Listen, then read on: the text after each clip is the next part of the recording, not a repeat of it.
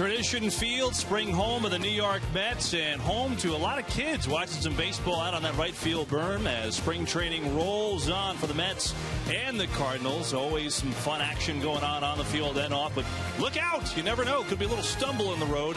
The Mets trying to get healthy. She's enjoying the game. Look, it's Ron Darling up here in the booth today. City presents spring training baseball on SNY this afternoon as the New York Mets play host to the St. Louis Cardinals. Hi, everyone. Welcome to the broadcast alongside my partner, Ron Darling. I'm Kevin Burkhardt. So these Mets play the Cardinals today as we are 11 days away from opening day. And there are concerns for this Mets team because of the players that aren't out on the field. The injuries becoming a big problem for this team. And with opening day less than 2 weeks away, there is some real concern of who is going to be ready to get out there on April the 1st. Here is this growing list now. Certainly the bigger names with Santana and Wright and Murphy. Wright more optimistic than Murphy coming back right now.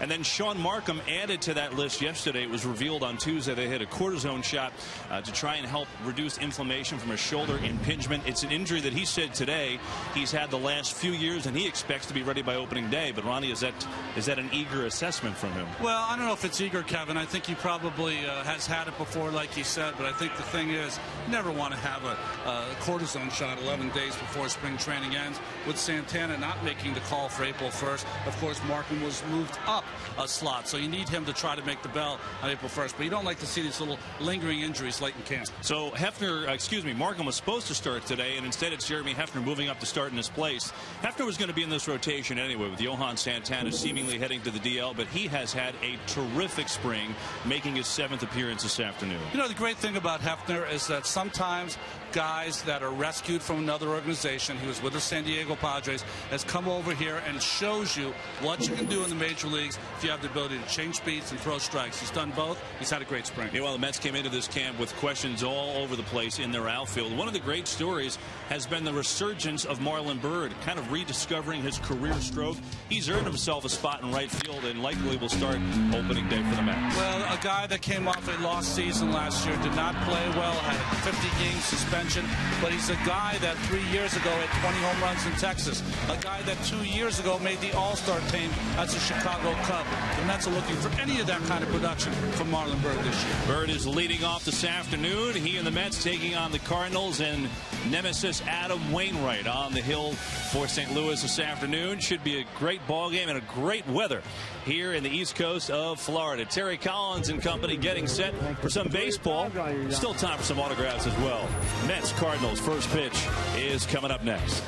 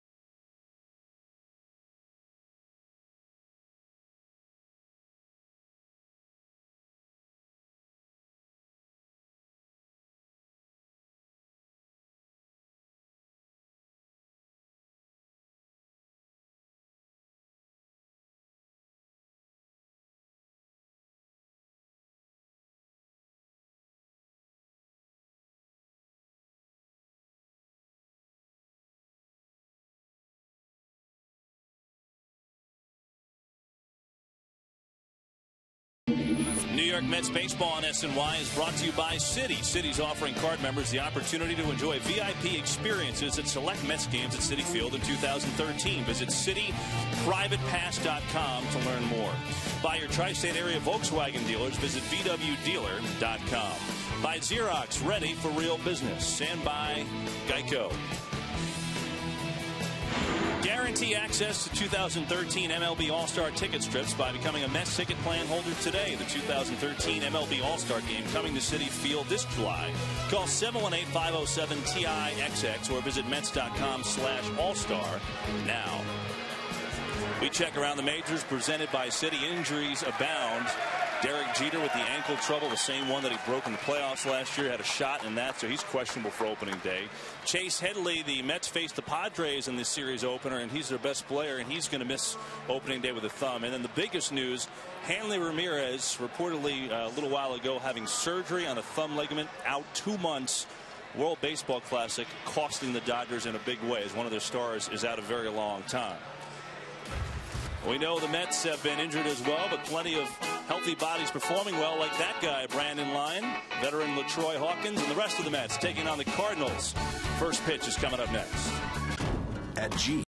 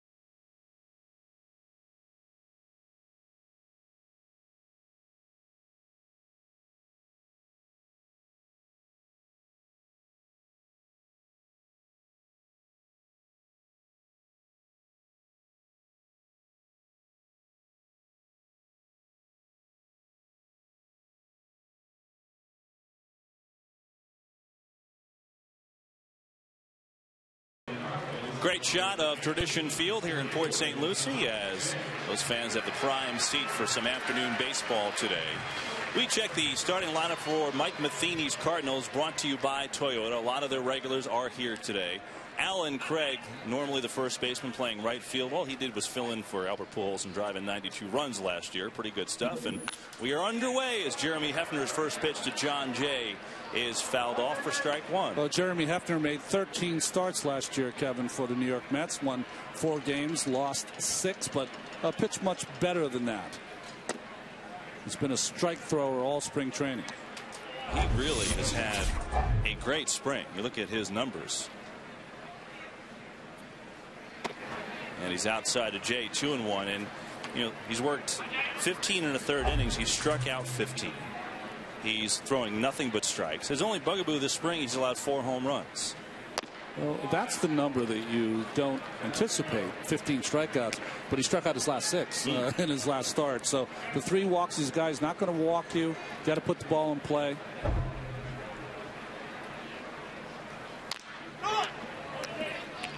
So Hefner, who was in this rotation once it was pretty clear that Johan Santana was not going to be ready for opening day. Johan, as a matter of fact, seems really far away from any activity. Santana hasn't been on a mound in 15 days, and there's no word when he will be, as Hefner punches out Jay, and he continues with that strikeout pattern. 1 down here in the first. Well, this is something he's been working on all spring. Watch this little cutter he throws right down the middle, cuts inside to Jay. He saw that as high, but no, the umpire found it a strike. The Lexus Mets defense due to Dendecker and Bird in the outfield, Lutz in place of right at third base, Tejada, Quintanilla, Ike Davis at first base, and John Buck, the veteran, behind the plate.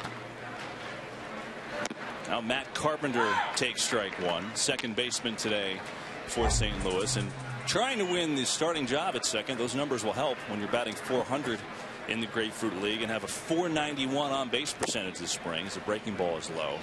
But it's Carpenter and Daniel Descalso battling it out for the second base job.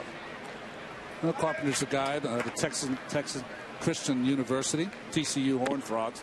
He's a guy that's always hit everywhere he's ever been, and in the minor league system they tried to move him around, so he had a lot of versatility, could play a lot of different positions, might find home at second base for the Cardinals this spring. As he watches outside for 3-1, and he's done a better and better job at second base, you know, kind of getting acclimated and staying in that position this spring and doing the job fielding over there. He's clearly here for his bat. And Hefner misses there. So a 1-out walk for St. Louis, and that'll bring up Matt Holliday. Well, Hefner does not normally walk people. He hasn't done it this spring, and last year with the Mets he worked 62 strikeouts to 18 walks. Normally he's going to make you put the ball in play. If he's right, get a lot of ground balls. And Matt Holliday, who seems to make every one of these trips from Jupiter for the Cardinals. Terry Collins saw him today and joked about just that. He said, "Hey, will you take a day off?" And I said, "We got a long trip coming up, so I'm gonna make this one." The Stillwater Stinger. He's a guy that you know, we talk in this game about guys that you can rely on for certain numbers. Kevin, he is a 300 guy. He's gonna hit 30 home runs, drive in 100 runs. He's just that kind of offensive weapon. And he is a gamer, nothing less. He is a flat-out gamer. Remember when he was a free agent and, you know, there was buzz out there, well, he's a Coors Field hitter. No, he's not. And the numbers prove it. And he gets into one here to center, sending Dendecker back. And the park will hold it 2 down. Well, the wind's blowing in today, so that saved Jeremy Hefner there. Oh, they got a big piece of that to center field. Dendecker made it look easy. Wind's blowing in from right center. Gets this ball straight in the air. During the summer, that ball probably carries here in spring training. Just an out. So 2 down, and that'll bring up Alan Craig playing right field for the Cardinals this afternoon. He's the regular first baseman. And earlier this month, the Cardinals rewarded him with a 5-year, $31 million contract, including a team option for $13 million. So essentially taking away at least the first year of free agency, if not 2. But very early in his career, the Cardinals seeing what they had with Craig and locking him up, and he was outstanding last year. They lost Pujols and came in, he had .307 and hit 22 home runs, drove in 92, and that was only in 119 games. Did have some injury issues. Well, that was the most amazing part, is that what other team in baseball lets Albert Pujols go and allows Alan Craig to step in and do his part? Everyone else a notch up. Yadier Molina played better, if he can play better than he plays every year. Hefner has 1-1 to Alan Craig. He's in right field today because the guy we just showed on deck, Matt Adams, the big slugging lefty first baseman, is going to make this team, and there are going to be days where Adams, I think, will play first, and then Craig will go to right to spell Beltran. It's versatile, huh? Not bad. You can see right now early in the game that Hefner is missing with his pitches up. He was 3-1 on the first 2 hitters, and now 3-1 again here to Craig.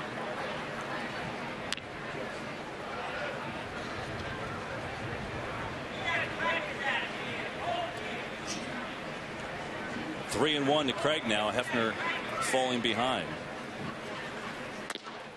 And it's ball 4. Well, Hefner fell behind John Jay to start the game, came back to strike him out. He walked Matt Carpenter. And now the second walk in the inning as first and second from Matt Adams with 2 down. Well, this young hitter is 24 years old, Kevin. Texas League MVP last year. Over 100 RBIs, 30 home runs. He is going to cause some trouble here in the National League. He's got 72 home runs the last 3 minor league years combined. Cardinals just keep producing these players on weeds somewhere. They grow them out of the ground. It's unbelievable. Outstanding scouting and a little bit of luck. You know, sometimes you draft these guys. Slippery rock, Matt Adams' school. Adams having a good spring, 12 RBIs. That's tied for first on the team. As Hefner tries to find his groove.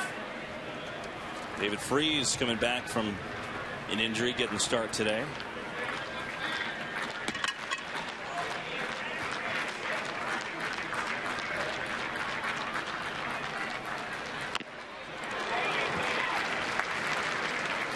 Well, you see that defense on the right side. Both Ike Davis as deep as you can get.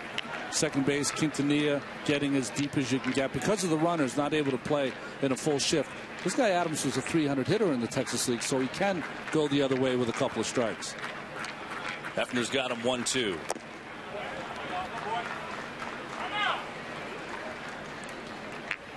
Mike Shannon came in here, the longtime Cardinal player, and of course, Mr. Radio KMOX for the Cardinals. Came in and said that Adams' Achilles heel, so he swings at that breaking ball in the dirt. Well, he didn't there.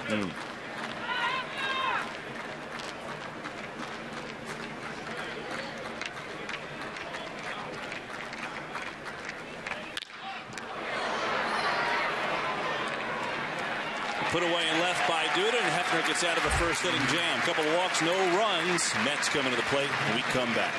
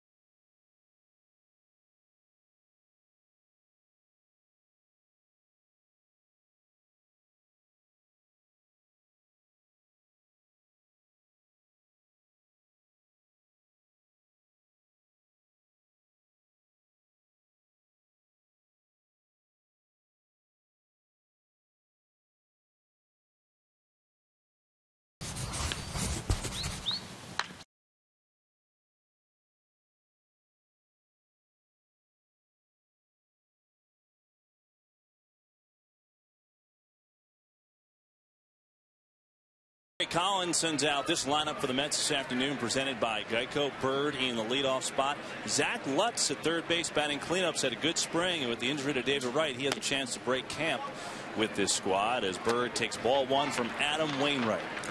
Well, Wainwright, of course, Met fans know him from 2006, but coming off Tommy John surgery last year, 14 wins, 13 losses, high ERA for Adam. John Jay retreating. And again, that wind blowing in probably kept that one in the park. One down for the Mets. Yeah, it's a little cooler today, 69 degrees. I know a lot of you at home are saying keep your mouth shut, Ronnie. It's very, very cold here. But it's a little cooler day, a little more wind, and the wind is blowing in.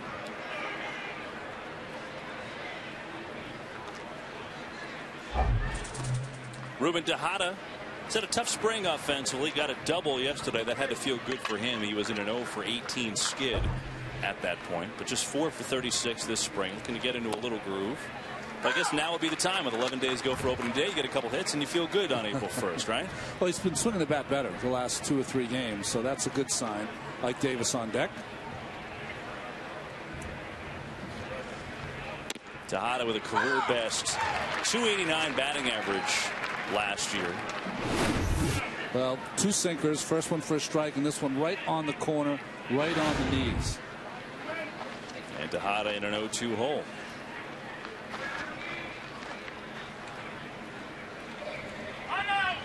Disagreement here from Wainwright and his catcher Tony Cruz. He's buried 2 inside. Does he want to go back in there one more time before he goes away? No, away first. Well, Wainwright has had a good spring, 3-1 with a 2.86. Last 2 starts has really heated up. 10 2/3 innings, struck out 8, allowed only 1 run. Breaking ball in the dirt is blocked. Well, traditionally, Kevin, that second year off Tommy John surgery is when they really kind of max out. I'm sure Wainwright will this year as he takes over the mantle as the #1 starter with Chris Carpenter kind of in limbo land. Doesn't know if he can return, where he can return, if he has to have surgery, etc. Wainwright did get better in the second half of the season last year. And can't get that one over the Gold Glover's mitt. And Carpenter comes in and makes the play.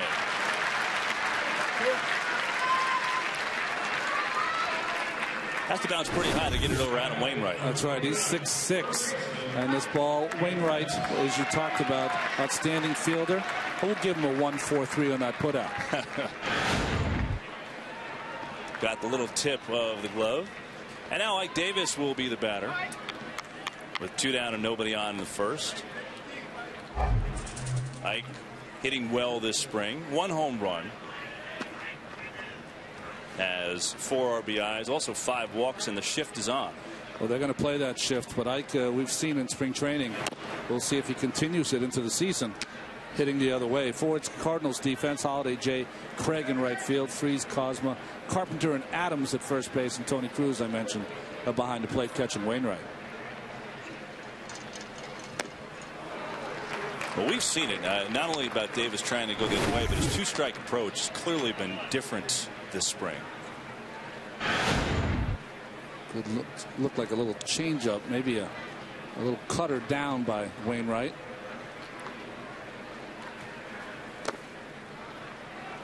Wainwright is one of those pitchers, Kevin, when you watch him, you know, the kind of middle of the road pitchers are playing checkers out there. He's playing chess. He just has a lot of weapons, sinks it, will cut the ball in on the left-handers, good changeup, and of course that great breaking ball. Evens account at 2-2 with Davis. Well, he's been terrific as a Cardinal. He's got an 80-48 career record with a 3.15 ERA. Only 3 regular season saves, but unfortunately Mets fans know he's got 4 postseason saves. Just an outstanding career so far for Wainwright. Well, he ended those 3 series for the Cardinals that season in 06. He's on the mound when they took out the San Diego Padres. Of course, struck out Beltran in the 7th game against the Mets, and was on the mound when they beat the Tigers for the World Championship. And good eye for Ike Davis as he draws a walk. 6th walk of the spring for Ike Davis, and a 2-out base runner for the Mets. There we go. Detroit, I think it was a strikeout also. Brandon Inge struck him out too. And look at those crazy numbers for the youngster in those days. 7 years ago. It's hard to believe. It is hard to believe, right? It was that long ago, right? But it was. Zach Lutz is the batter with 2 down and Davis off at first. Don't sleep on Ike. He's got a stolen base this spring. For such a tall pitcher, Wainwright has very basic kind of motion. Reminds me a little bit of Chris Carpenter light. A tall guy, big guy, not too much push off, just has superior arm strength to get that ball to the plate.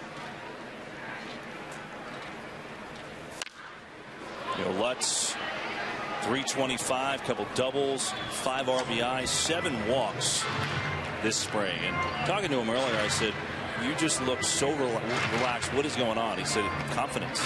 He's like, I just put so much ridiculous pressure on myself the last 2 spring trainings. And even though he only had 11 at-bats at the big club last year, he said, I think it helped just being there, just being around the guys, being around that level of the game. And I'm a lot more calm this spring. I'm a lot more confident in my own ability. I think it also helped that David has come back hurt now, but David was gone for a period of time, so it allowed him to say to himself, hey, I've got a week of playing here without having to worry that I'm not going to be in the lineup. Here, though, Wainwright gets him to pop up as Craig will call it and put away Lutz to end the inning. Mets strand a runner. We've played 1 at Tradition Field. Scoreless, Mets and Cards.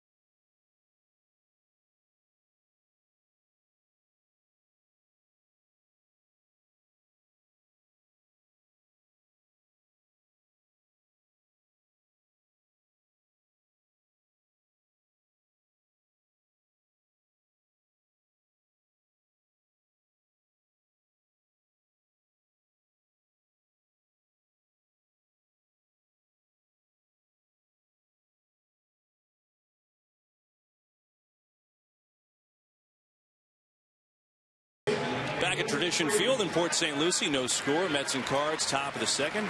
Fantastic day. 69 degrees, good crowd on hand. Along with Ron Darling, I'm Kevin Burkhardt. So glad to have you along this afternoon as Jeremy Hefner begins his 2nd inning of work and starts with a breaking ball away to David Freese. Hefner walked 2 in that first inning, was a little up with his pitches, but got out of it, popping Matt Adams up. And here is David Freese, who's back for the first time since March 14th. So he missed about a week with a bruised tailbone. Former World Series MVP. First-time All-Star last year. National League Championship MVP, World Series MVP. Pretty good postseason. St. Louis kid, 21 RBIs. It's 545 at the National League Championship Series. Just a killer October for David. And that's the thing. When you look at this Cardinals team, they have a lot of veterans by way of, a lot of playoff and big game experience already. But a lot of these guys, outside of Holiday and Molina, obviously, Freese and Craig and Jay and, guys like that, Well, been in the league a couple years. So they've already put up really big-time numbers. In fact, this was only the first arbitration year for Freese this year. Hefner's 2-2. And he got him. So Jeremy Hefner strikes out his second batter looking. One away here in the second. Well, this is a pitch that Jeremy has been working on all spring training. That slider right on the outside corner, right on the knees. Perfect pitch. Nothing Freese could do with it.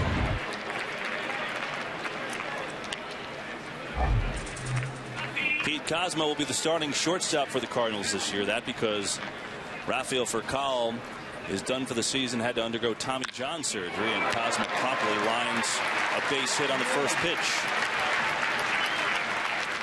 Yeah, when you were addressing, Freese had his career interrupted a little bit with a couple of injuries. Kozma last year had a nice postseason first pitch hitting. But they also they might be the best organization that has a culture of we are going to win with whoever we have. We're going to concentrate on who's playing, not who's hurt, not who's not playing. And they also do a nice job with the older players, kind of nurturing the young players along. It's always been that way, or it's been that way ever since I've known the Cardinals. Tony Cruz, the backup catcher for the Cards, as Hefner starts him off with a strike. Well, they also have a manager who never managed before until last season, who is obviously extremely smart. And all he did was lead the Cardinals deep into the playoffs to Game 7 of the NLCS. It's Mike Matheny, at just 42 years old. Did a fantastic job last year. When I'm around Mike Matheny, if he had chose business, he'd be a CEO.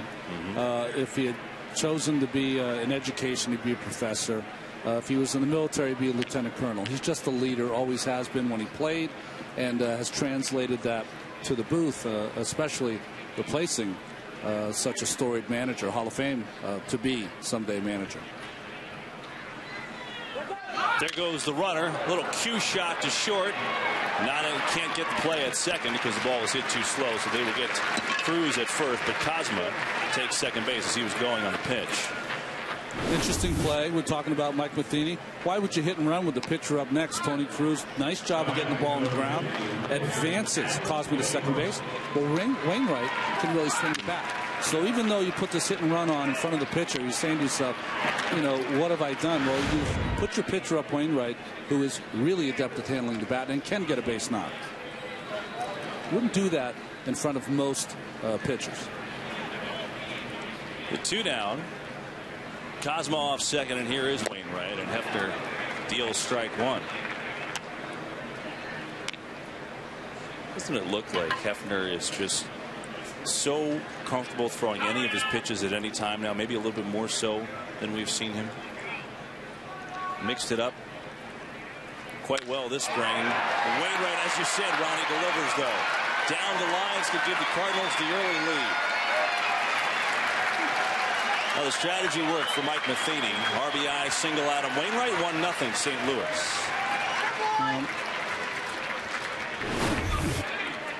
Thing about Wainwright, first pitch was a slider down and away, made him look silly. Hefner went back to the well, and Wainwright was waiting for it. At least had a better swing on it, and he can just hit. And there's the first run. Back to the top of the order, and John Jay, strikeout victim, his first time up. Wainwright on first. Ike Davis can play behind him. And ball 1 to Jay. I think you're right about Hefner, Kevin, despite giving up the base hit to the pitcher Wainwright there to give up a run. He has been, I think his time in the major leagues last year was interesting because he had some unbelievable efforts, complete game efforts, large strikeouts efforts, and also had some experiences where he really struggled on the mound. Up and down a couple of times, but he learned from that. And he reminds me so much. I know we have 2 strikes. He reminds me so much of a good friend of mine, Ed Lynch, who was on the Met teams in the early 80s and was traded in 86. He was a guy that if you put him in a computer, it might not spit out a star, but a guy who knew how to get people out, had a lot of guts, knew how to throw strikes and wasn't afraid. And that's what Hefner brings to the table. Although his command is a little off today because that's his third walk already. And that's something we don't normally see from him. I'm going to be like the mush here. The more I talk about him, I'm talking him into a bad outing here. So maybe I should shut up. I've talked about 2 or 3 times about certain things, and then there's a pop-up and a base hit. So I can't win today either. Just one of those days. Hefner just a little bit off with his command with 3 walks already here in the second, and now facing Matt Carpenter with 2 on and 2 down for the Cards. Already up 1-0 on the Adam Wainwright single, but starts off Carpenter with a strike. Ronnie was saying earlier out of TCU, he was the Cardinals' 13th round pick in 2009.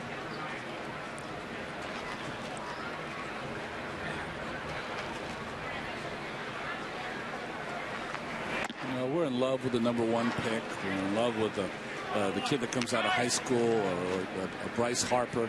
This is where you make your hay with your scouts. Guys that are picked in the 13th round, the next thing you know, he's going to be a starting second baseman, or he's a big part of your team. Those are the guys that are really the difference makers. Carpenter goes around on the off speed. He's in a 1-2 hole. You know what I'm saying? Like, every team's going to have their kind of stars that from the time they're 8 years old, they're going to be stars in the major leagues. But it's these guys that you don't know if they're going to develop. You don't know if they're going to be able to play at this level. That when they surprise you and are sleepers, they can really, really take your organization over the top. Hefner's 1-2 and strike 3 call. Third strikeout for Hefner. All of them have been called third strikes. But the Cardinals get a run on the Wainwright RBI single. 1.5 in the books. Cards 1, Mets nothing.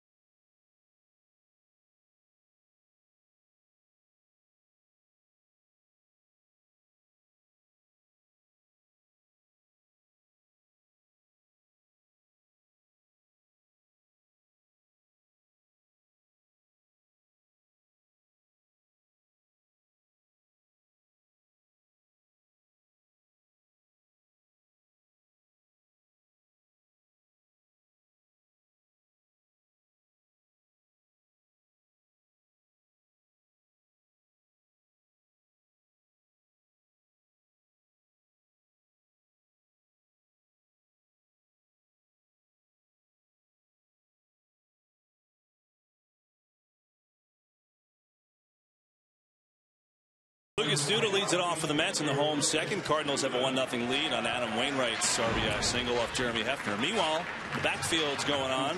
This just occurred in the break. Kirk Neuenhuis playing the outfield today for the first time since that bone bruise. He hit a double. He's alive. He is alive and well. He DH'd yesterday in the minor league game, went 1 for 5, playing the field today and running out of doubles. That's a good sign for Neuenhuis as Duda takes a curveball for strike 1. Meanwhile, down in the Mets dugout with the headset on right now is their bullpen coach, Ricky Bones, who was the pitching coach for Puerto Rico in the World Baseball Classic. Just got back to camp and promptly being worn out by everybody down there because he comes back. He's with the headset on. He's a star. Ricky, it's Kevin and Ronnie upstairs. And just the experience for Puerto Rico going all the way to the title game against the Dominican Republic. What was that like for you? Oh, that was a great moment, great time. Hard to explain, but great time. Guys performed well. We wasn't expecting to be that far, but that was great timing. Hey, Ricky, 63 wins in the major leagues. Who's your biggest influence? You spent most of your early career in Milwaukee. Who's your biggest influence now that you're bullpen coach / pitching coach? Growing up in Milwaukee, I was Teddy Higuera. Teddy Higuera took me under his wing and showed me a little bit of work habits, work hard, and always be prepared no matter what. You know, Ricky, when you talk about that tournament, you know, watching Nelson Figueroa pitch against the U.S. in that game to advance to move on. I mean, what the emotions of that game, you know, especially with Nelson, you know, getting a chance. I know how passionate he was about representing his country. What did you see out of him in that game against the U.S.? Well, I couldn't pick any better guy because he'd been around. I know he would hold his composure on the mound, and he wouldn't lose his control. He was executing well. He can move the ball around and change speed. So for him and for myself was an exciting moment. But I tell you what, the key was having Yadier Molina behind the plate. This kid will take the game to another level as a catcher, as a leader, and as a player. I got to tip my hat to him.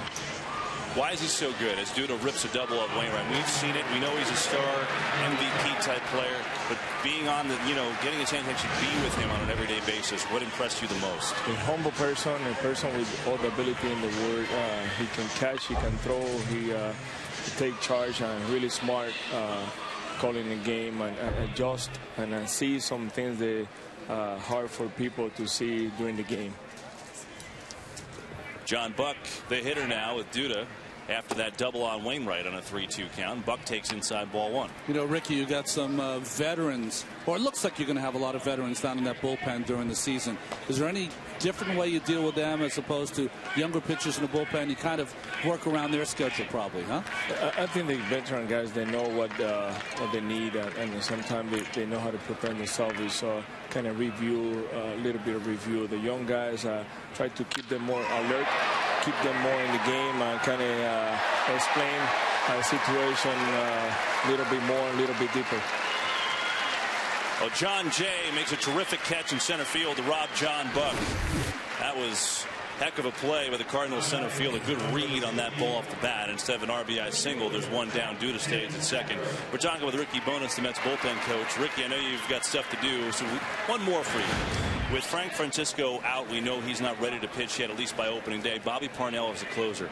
Tell Met fans why Bobby is ready now to take over that position. What gives you, what have you seen, even though you've been away for a couple weeks, from him that would lead you to believe that he's ready to go there? I mean, being around Bobby, he got the makeup, the closer makeup. Nothing will bother him, and he will bounce back regardless of the situation, and better command. He got secondary pitches now for a strike. And like I say, aggressively worker and bounce back is the main thing. The makeup as a closer, you have to be a tough guy, and Bobby would be the kind of guy. All right, Ricky, we'll let you get back to the bullpen. Welcome back, and thanks for the time, okay? Thank you, guys. He is going to get worn out. Tell Rack to be quiet over there. Big time. I'm paying for this one. Thank you, guys. But you know what? Ricky Bones came in, and I think everyone felt that he fit in nicely with this team last year. Did a nice job with those arms, as you mentioned, Ronnie, veteran pitcher. 68 total wins for him. 63, but he was a gamer. When you watched him across the field, you just knew when he got the ball, he had courage out there, and that's something you always look at anyone you're facing. Meanwhile, Duda off second after that leadoff rip double. Den Decker 2-0 against Wainwright. After Jay saved a run with a great catch in center.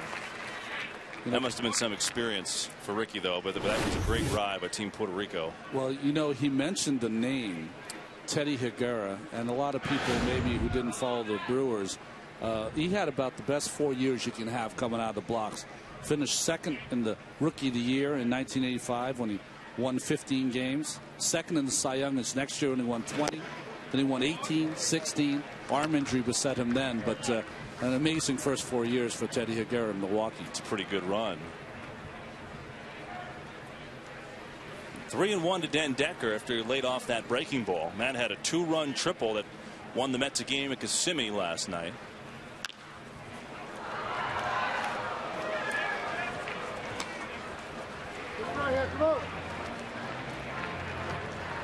Omar Quintanilla on deck.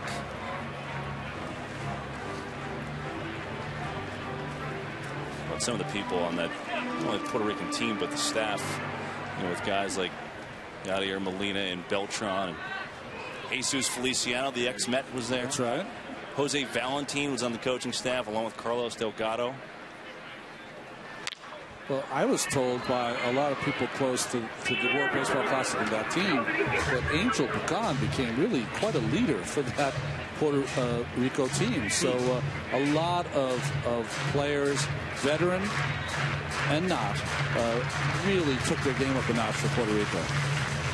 That being said, it was the Dominicans' year. They were just as good can be. The only problem from that is the 3-2 to Den Decker, and Wainwright blows it past him. Fastball upstairs gets Den Decker. First strikeout for Wainwright. Now 2 down in the second. Well, the thing for Matt, of course, and it's easier said than done, is you're going to want to stay in the strike zone if you can. That ball a little away, a little up. But the recognition of the strike zone is the most important thing for a young hitter.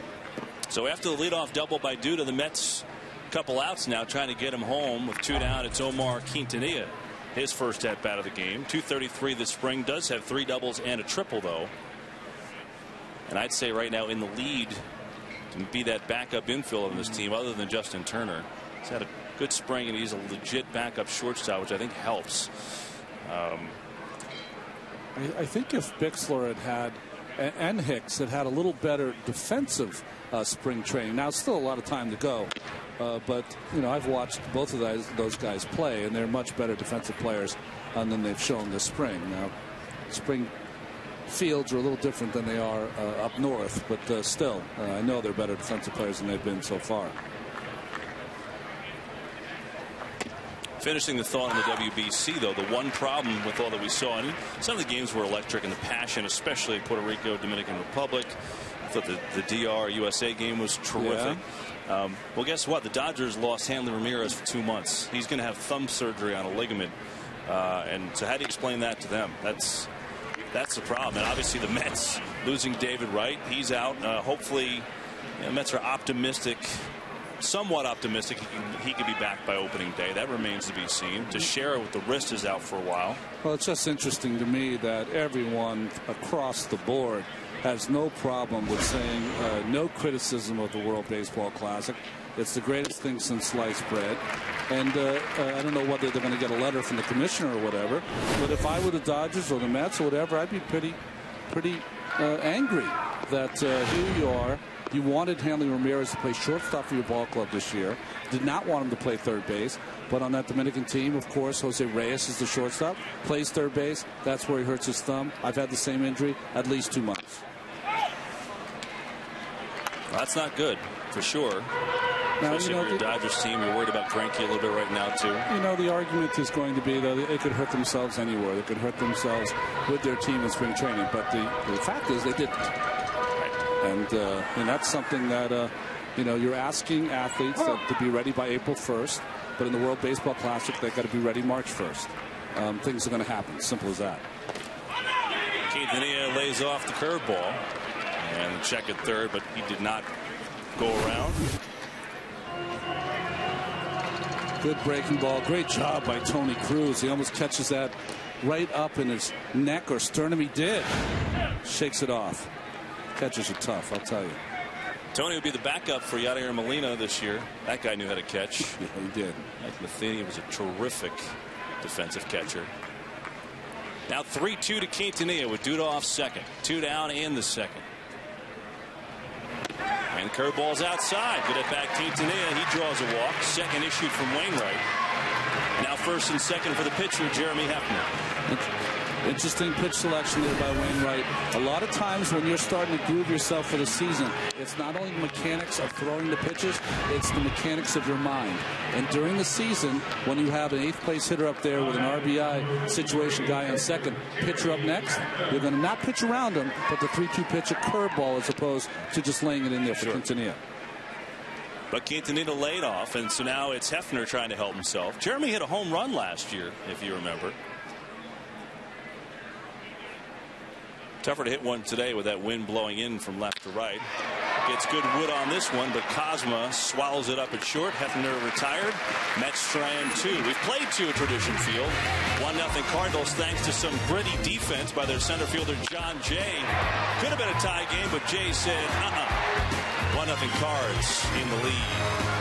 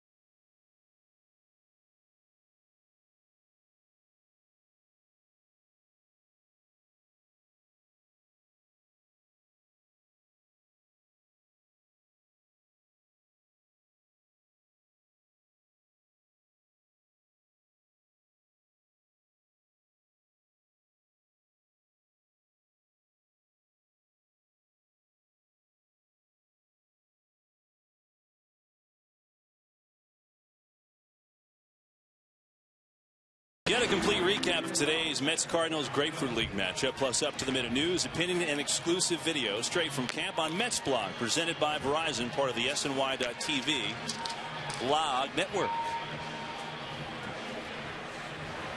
We head to the third, 1-0 Cardinals.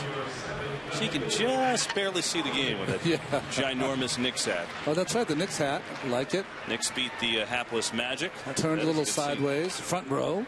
Almost. He's styling, actually. Yeah. It's a good look. I like it, though, behind the screen there, which I like to see our young people behind the screen. Yes, that's a good spot to be. You don't have to worry if your mom or dad. Matt Holliday leads off the third against Jeremy Hefner. 1-0 Cards on the Adam Wainwright's RBI single. Speaking of the Knicks and hoops, see the Heat last night? They won their 24th game in a row. Not just won it. They were down 27. At Cleveland. Well, I told you I turned the television on. They're down 27. I'm going to see them tomorrow night. So my thought in getting the tickets, the Mets don't have the day off, but I do, was that I'd be able to watch part of the streak. So they're down 27 third quarter. I said, it makes sense, right? I'm going to go tomorrow. They're going to end the streak tonight. It's not going to mean anything. And the next thing I looked, the streak's still on, and Friday's good. I think I hit refresh twice, and all of a sudden they were up. Like, whoa. Like 32-10 run, something like that. And Holiday goes around. And Jeremy Hefner, we talked about the strikeouts coming in. He had 15 strikeouts and 15 in the third innings. He's got 4 strikeouts today. Well, John Buck wanted that pitch up. He elevates and gets the swing by Matt Holliday. You can make an argument that wasn't a swing, but spring training moved quickly. Let's go. Mike Esterbrook says, let's go. Reservations at 4:30. Is pitching up in the zone because, we always talk when there's a mistake, it's up. Is pitching up in the zone become almost a taboo? Do enough guys go back to it, do you think? Because we just showed Hefner a couple times in this game up there. It's very interesting you would ask that, Kevin. Derek Lilliquist was talking about the Cardinals pitching last season. They had a great year, like they always do. And he said, is there anything that you'd like to do better this year? He said, yeah, I'd like us to pitch better up in the zone. He said, I'd like us to pitch more often up in the zone. I was like, what does that mean exactly? Well, they emphasize over in St. Louis, keep the ball down, get the ball on the ground, let's make some plays, keep the pitch count down. But if you do that often enough, then when you do elevate the ball, it's really going to surprise the hitter. So his thought is that we live down there, but occasionally the surprise factor will help if we use the top part of the strikes. Not the top part of the strike zone, just above the strikes. Just don't ignore it. Yeah, it's there. Exactly. Use it to your advantage. I mean, if you're up there all day long, you're going to get tattooed. You know, in fact, later in my career, when I was, what does Dennis Eckersley say? Throwing salad. When you're not throwing that hard. Later in my career, Kevin, I would use the upper part of the strike zone more than I did as a young pitcher because I had to live on the knees or I was going to get tattooed. So when I did throw something above the strike zone, it looked so delicious and meaty for the hitter to swing at, but it would just sometimes just beat him. You know, Hefner falling behind Craig 3-1. Tejada shows the range, retires Craig, 2 down. Well, we talk about pitching up in the zone. One of the guys who does that just as good as anybody is Chris Young. And he pitched a gem of a game for the Nationals yesterday. And isn't it interesting with all these pitchers getting hurt, especially here in Mets camp, that Young has a clause that he doesn't have to go to AAA for the Nationals. He can opt out if he gets a major league deal. And I wonder what kind of action there's going to be on Chris Young. Especially with the relationship, not only in Major League Baseball with teams that are looking for pitching late in camp when guys have got hurt. But think about even the Mets with the close relationship that Sandy Alderson, of course, has with Chris. Signed him here the last couple of seasons. You know, let's say that Markham can't make the call. We know Johan can't make the call. They decide maybe not to go to their to Aaron Laffey. Maybe they decide that if Chris doesn't work out with Washington, maybe he's plays a part for them. So who knows? He's got the intelligence, knows how to pitch. Just staying healthy has always been Chris's bugaboo. 1-2 to Matt Adams. As it stands right now, and again, if you just tuned in, Markham, cortisone shot in his shoulder on Tuesday, says it's something he's done for the last few years, and said today he expects to be not only ready for opening day, but ready for his next start. Yeah. So we'll monitor that, and I think if that's the case, I think that one is foul, but that was a shot by Adams. I think the way Hefner has pitched, he's earned the spot to replace Santana. Yeah, the only problem the Mets have, and I don't know if they put a lot of thought into this, and this is about Santana coming back or Markham maybe, you know, if he misses a start, is that the Mets have an interesting first month. After their homestand, they go to Philadelphia, and we know what the weather's like in New York today. They go to Philadelphia, Minnesota, and Colorado. Not the greatest places to bring back pitchers off injury. Dendecker puts away Adams, and Hefner has his first 1-2-3 inning of the game. Cardinals up 1-0.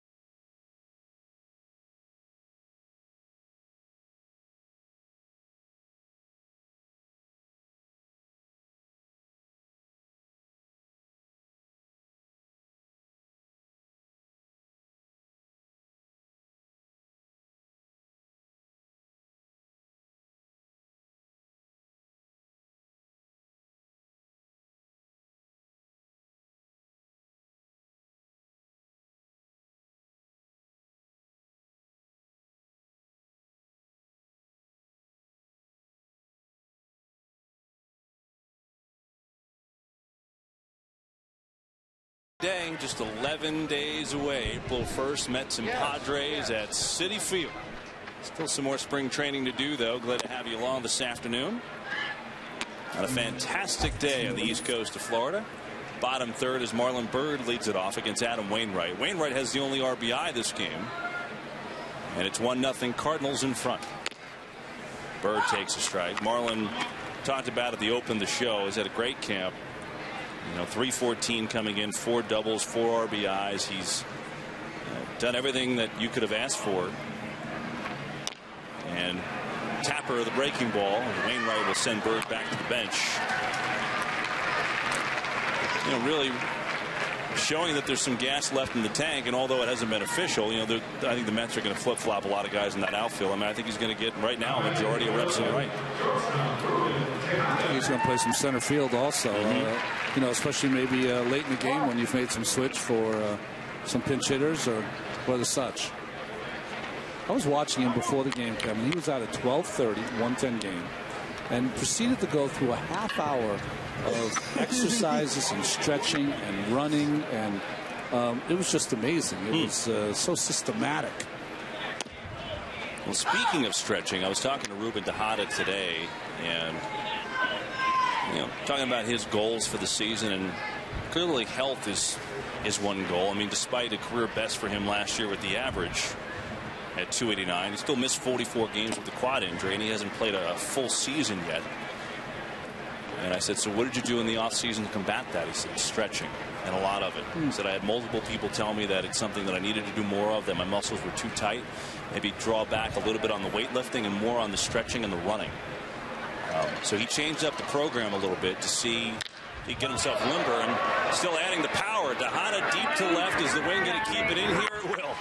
Tejada hit that one well, but as the wind has done a couple times today, I think it held it up, and there's 2 down. Well, most days in spring training, it's not good to be a pitcher. This ball will be way out of here most days. But today, with the wind blowing in, you need to be a big guy to hit the ball out of the ballpark. This is covered. He can't hit the ball any better than he did right there, but the wind got him. Yeah. Had 3 balls like that today already that I think would have been home runs on a normal day. Tejada has a laugh about it now. And you can tell it's breezy up here in the booth, so you can tell it's a factor. Nonetheless, 2 down for Ike Davis, who drew a walk his last at bat. Well, Adam Wainwright continues to roll right along. Other than the Lucas Duda double, he's looked sharp today. Davis takes a fastball for a strike as the Cardinals playing that big shift on Ike. Matt Carpenter way out there in right field, someplace we usually see the Mets second baseman like to play that deep also. 1-0 count, another changeup, 2 in a row to Ike Davis, who's going to see a steady diet of breaking pitches like he did out of the chute last year. 1-2. Here's another one. But he lays off in the dirt.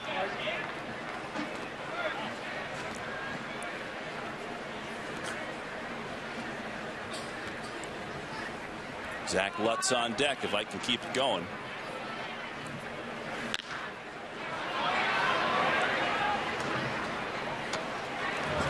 When Wainwright first came up, drafted by the Atlanta Braves in the first round, traded with Jason Marquis to the St. Louis Cardinals for J.D. Drew and Eli Marrero. Great King in that trade too. One of the few pitchers to get away from Atlanta. He was a guy that threw routinely 95, 96, 97. He's down around that 88 to 92 range now, but still all of his other pitches are elevated. His breaking ball's better, changeup's better, sinks the fastball sometimes.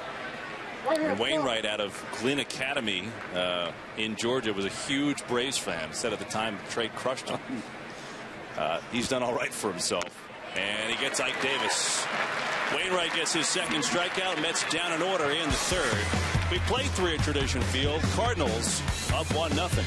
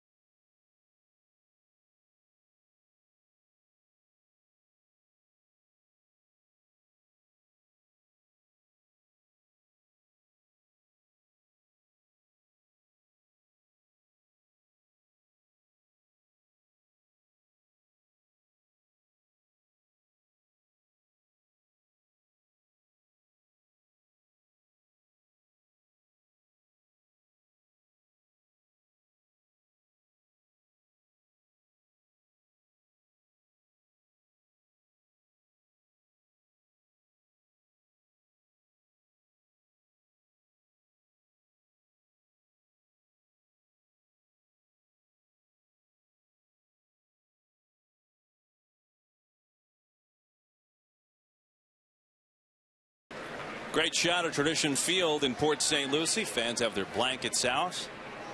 Bring your beach chairs and just kind of hang out on the berm for a couple of bucks. David Freese. Rockets one to right. Bird back. Gone. Home run, David Freese. Well, we talked about the wind blowing from left to right. David Freese finally figured it out and went with the wind. And it's 2-0 St. Louis. Well, I think this is what separates David Freese from a lot of his other third base young players, is that he's got tremendous power to right field. This ball off the bat reminded me very much of the World Series against Texas when he hit that ball up over the head of Nelson Cruz. But this ball, of course, was able to find the berm. But look at that stroke. Right on the baseball's head, right on it. Tremendous power, always to right field. It looked like a terrible pitch from Hefner, but Freese just went with it and took it deep. So 2-0 Cardinals lead as Pete Kozma, who singled and scored his first time up. That's been really the only issue for Hefner this spring. A breaking ball is ripped by Lutz. Kozma is going to turn first but hold there. See how they score that one. It was a hard shot, likely a base hit. That's been the only issue for Hefner, though. He's given up the long ball. 5 home runs allowed by Jeremy, despite a very strong spring. Yeah, definitely be a base hit, Kevin, but I think the one thing that Lutz would have wanted to do now, it's very hard to do that when the ball's covered like that, but he couldn't get his backhand around to make that play, or at least get a glove on it. Tony Cruz is the hitter. Cruz reached on a fielder's choice as we see Lutz. You know, and Lutz has got a real chance to break camp with this club because of the injuries. David Wright with the intercostal. He and Daniel Murphy both with intercostal injuries. Daniel Murphy's been out since February 19th. I mean, he got in a minor league game a little bit, and that side stiffened up on him. Dave Wright, of course, hurt in the World Baseball Classic. And Terry Collins talking yesterday sounded more optimistic about Wright's chances to be ready for opening day than Murphy. And nothing is set in stone yet. David's still got some time to come back, but it would seem that Wright's ahead of Murphy as a chance. Well, the difference between both Wright and Murphy is that Wright, you talked about the World Baseball Classic, has had plenty of bats. So, you know, he's seen some pitching. Murphy has not out the entire time. So that's one problem. The second, though, I think with David Wright, and I think that the optimism comes, is that I think that all things being equal, if you were to say, can David play on April 1st? I'd say absolutely yes. But is it the right move? Because if something happens to him early in April, we talked about the cold weather, that setback could really hurt the Mets. So you want to make sure that when he does come back, he's absolutely 100%, not 92, not 89, that he's 100%. 1-2 to Tony Cruz. And that's going to be caught by Quintanilla. You know, that being said, how much pressure do you think David puts on himself just because he sees the injury list we just put up? He knows that they're behind a lot of guys. And, I mean, heck, he played with it in the World Baseball Classic as because he felt the responsibility. Well, that's why you can't leave those decisions to the player. Yeah. Those decisions are made by the organization and the trainers. They're in charge of that, and they're the ones that are going to let you know when it's time to go back on the field. Because if you leave it to the athlete, especially David, he's going to want to be on the field. You see Daniel Murphy, what he did last year as Wainwright, the batter. And that's the thing, that Zach Lutz has got a lot of experience in the minor leagues, none or very little in the major leagues, and overcharging early on Wainwright, which signaled to Wainwright, I'm going to swing the bat. So you got to be a little more subtle on a guy like Wainwright. Come in, make sure you're ready for the bunt, but don't overcharge because of his ability to handle the bat. Let's see how Lutz plays this at third. This is his natural position. See that point? He didn't come in early. He held his position. And be subtle and come in a little later. Disguise it a little more on a guy who can handle the bat better.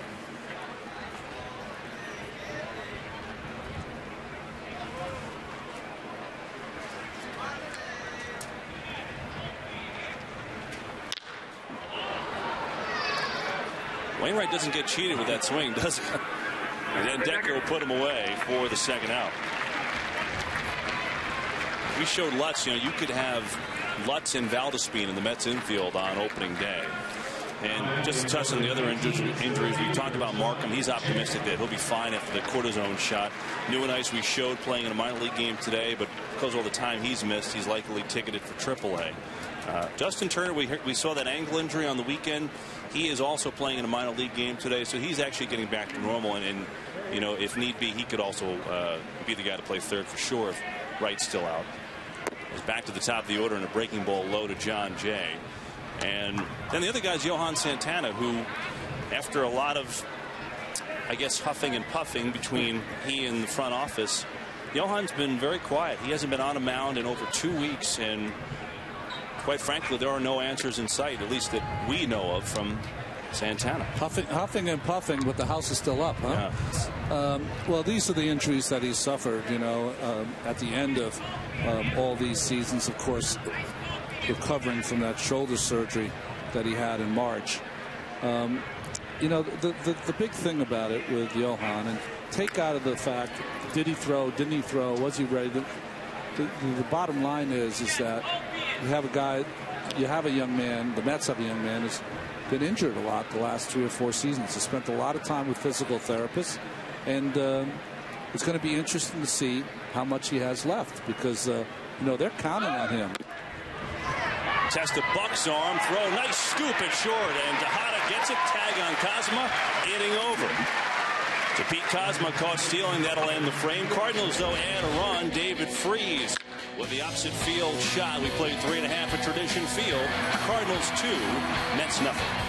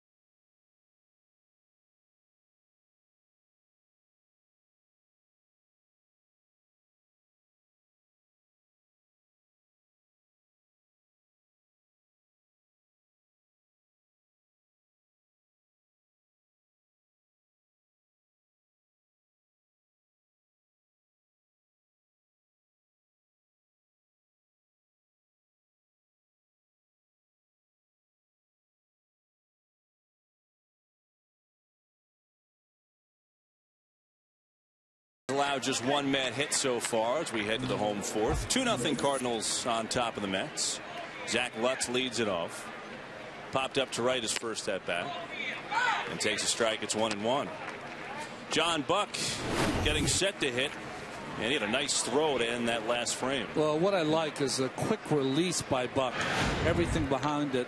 Nice play by Tejada on the one hop, also to apply the tag, but some quick feet. That's what you're looking for in your catcher in any throw. Everyone always looks at the arm and how hard they're throwing. Really, it's the footwork of the catchers that's the key in throwing out base runners. Talking with Bob Guerin, who's in charge of his catchers. 1-2, and Wainwright's curveball misses. Here's the whole play with Kozma going. See how they kind of hop? Almost both feet are off the ground at some point, and what you're trying to do is get a push off that back foot to get something into the throw. Lutz retired, and that'll bring up Duda was talking to Buck earlier today, and there you see what he's done in his 9-year career. He said, I came up, I was a prospect, an offensive guy, and Tony Pena, and I had a bunch of great guys around me to lay the message down early. Hey, it's nice that you hit. That's not what's going to keep you around. You need to do this, this, and this, and learn how to catch, learn how to receive, learn how to handle your staff. And he said, I took that message to heart right away. Listen, you got to be Sigmund Freud to deal with pitchers. I mean, it's a very difficult job. You need some psychology in there. You definitely do. No different than being a teacher, right? I mean, each student needs maybe a little different way of getting through to them to maybe get through each particular game. Well, I think the great ones have done it one or two ways, Kevin. They've either been just so good, and Mike was like that, Mike Matheny, just so good and so intelligent in dealing with each pitcher. And then there's been other catchers that you just have a fear for. So, you just, whatever they put down is all right with you. So they've done it through intimidation also. Duda's 2 for 2 with a couple hard shots, a double and now a single. Good day for Duda so far. That'll bring up Buck. Duda on the spring, what's he at? 3 or 4 home runs this spring, so he's shown the power.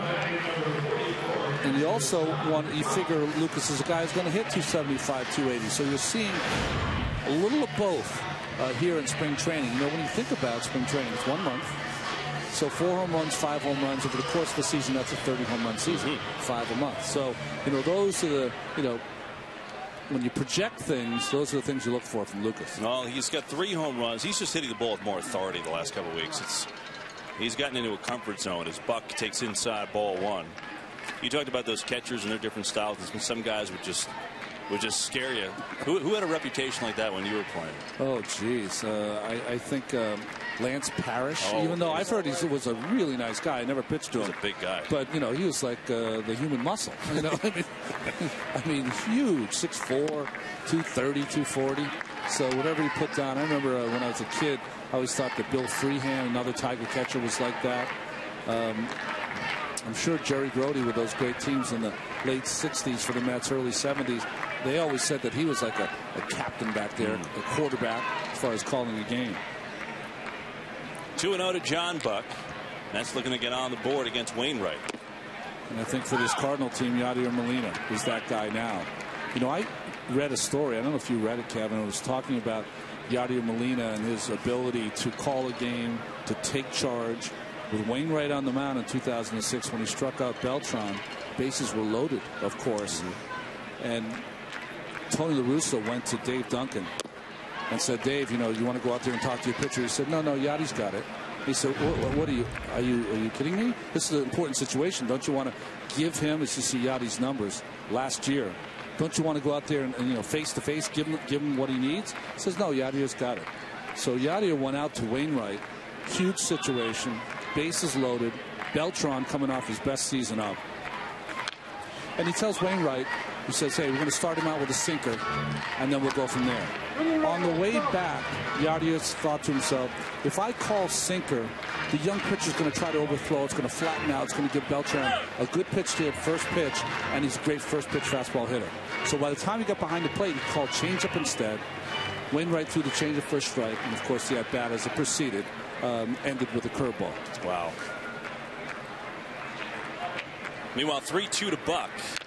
And he taps that curveball back. John Buck's had a good camp. He's 8 of 24, 3 doubles, 2 home runs, 7 RBIs. Hey, look, John Buck hits a couple home runs out of the park. Does a good job with this Mets staff. That's all you could ask for. And the Mets would take power from any position. And he has it.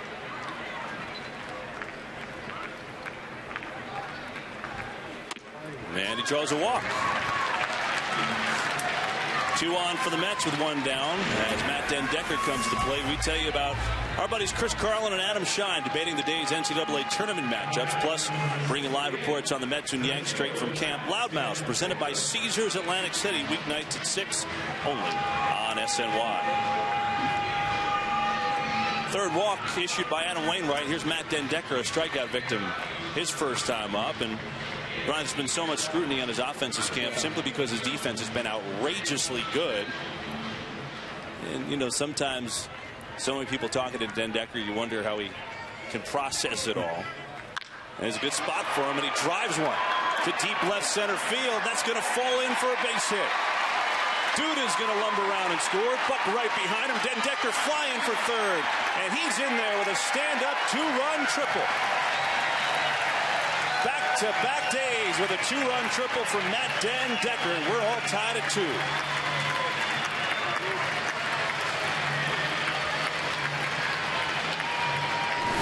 Well, if you're not going to get a lot of hits, get some big hits. Right here, Wainwright trying to get ahead of Den Decker. Doesn't allow him to. Splits the defense in center field. John Jay, by the time he picks it up, 2 runs will score. Duda with the good read. Buck with the excellent read. And we really got to see, or I did, Den Decker, the speed of this young man. He's not a small guy running like a running back out there. He's got 2 triples and a home run this camp. And I'll say this, if Matt Den Decker doesn't make this team, which right now the odds are against, as Quintanilla the batter, Den Decker on third, the infield in now for St. Louis, trying to play, keep the run off the board, play a real game-like situation. Why not? But if Den Decker really doesn't make this team and goes to Vegas, you know, I think coming in with the Mets outfield situation, the question was not only who's going to be out there now, but who's going to be out there in the future. I think it's pretty clear that Matt Den Decker has served notice.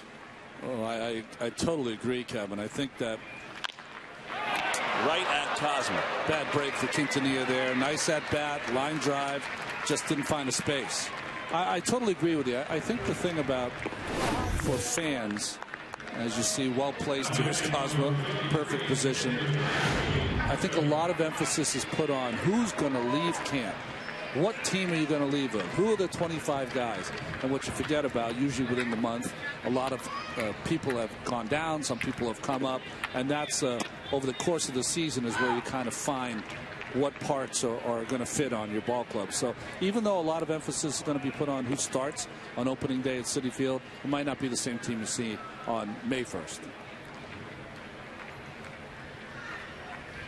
Jeremy Hefner, the batter, with Den Decker on third as the leadoff run. Gets over Wainwright's glove. But the recovery by Carpenter, Hefner thrown out.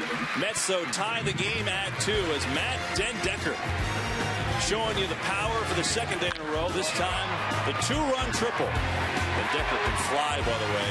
Motoring around third. 2-2 game. Mets and Cards after 4.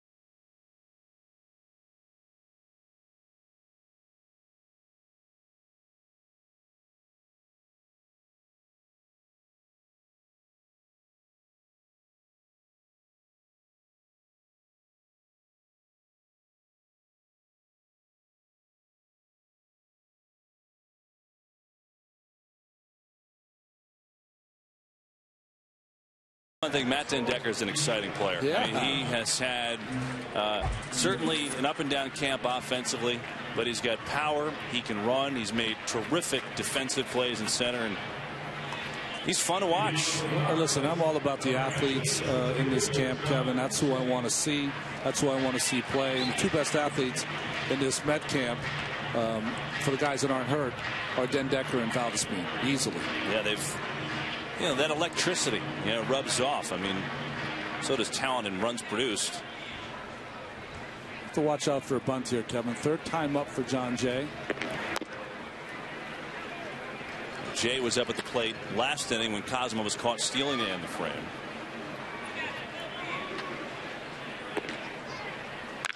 Oh, nice backhand. And Davis makes the flip. Good play.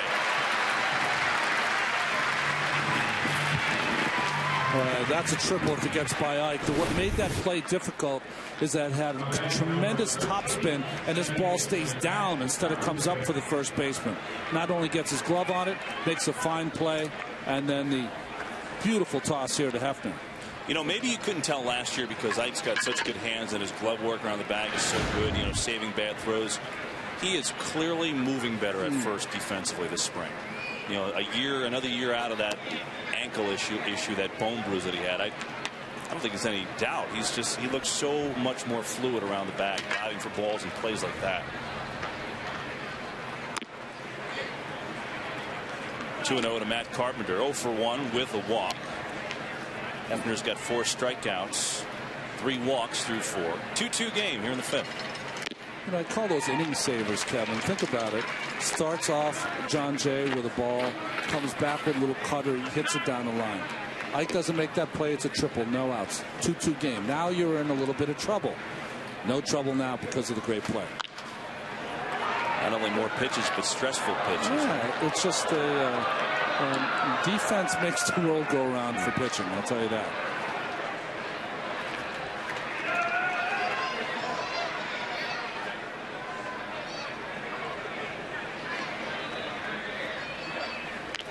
Hefner in on the hand. Jeremy's allowed the home run today to David Freese.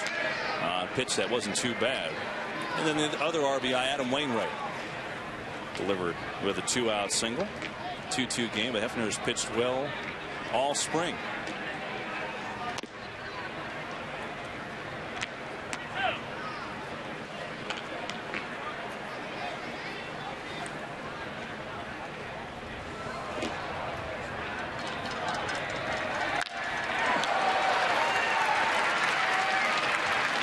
One-out base hit for Matt Carpenter, and that'll bring up Matt Holliday.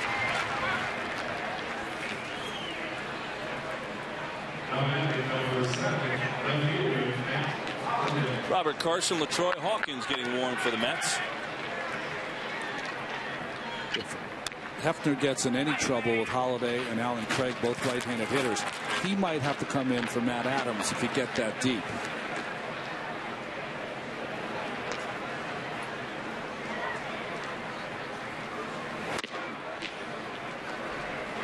Check out the backfields, minor league action going on down there. It's a cool shot from the tower. That tower is where a lot of the Mets brass and scouts will watch all 4 fields at once. Isn't that cool? You got the guys sitting at picnic tables charting. It's a little different feel in the spring. This could be 2. Tejada on a hard shot. Quintanilla on the turn. 6-4-3 double play, inning over. Jeremy Hefner induces the double play ball. We're halfway home at Tradition Field as Hefner gets to the trademark ground ball. Mets and Cards tied at 2.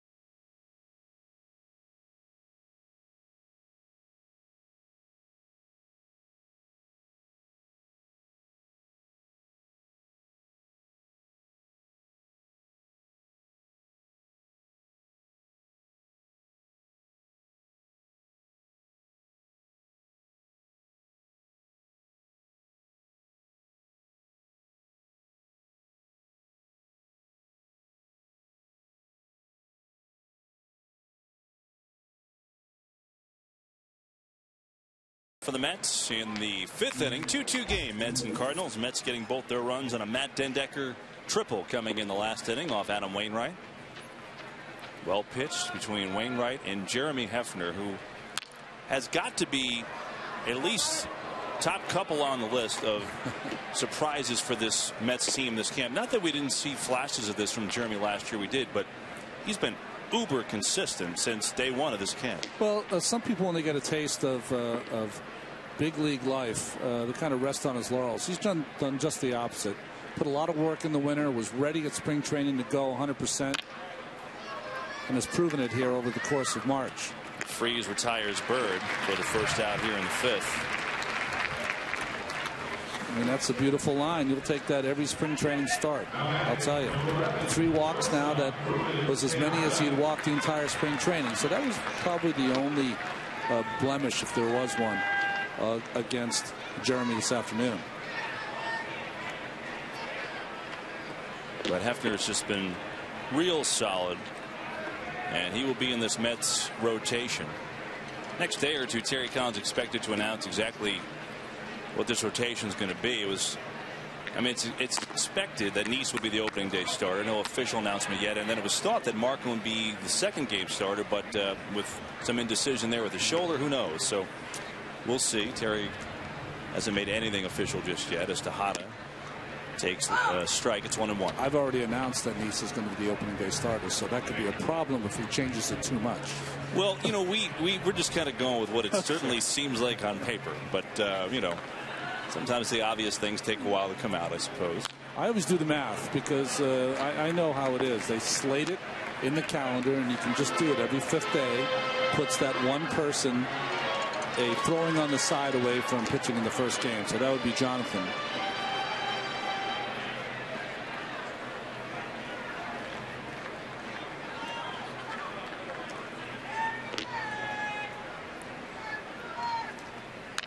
Tejada gets a piece as it stays 1-2. Maybe the one area of Ruben's game that can improve a little bit this year. We talked about his health earlier, and that's the one thing he wants to get at. But maybe drawing a couple more walks. I mean, his career high and average last year, be it a .360 on base percentage in 2011, .333 last year. And the breaking ball is a gem. Strike 3 called. 3rd strikeout for Wainwright. 2 down. Well, I think Ruben saw this as inside. Starts right at him and catches that inside corner, I guess. Good framing by Tony Cruz as Mike Matheny is going to wander out. I don't know what you're supposed to do about that if you're a hitter. I mean, that's pretty tough. You put your bat in the back rack. That's what you do. Exactly. And it appears Adam Wainwright's day is over, but another good outing for the Cardinals opening day starter. We're going to go to the bullpen and get a lefty. Wainwright's day is done. Pen relief for the Cards. Hi, welcome to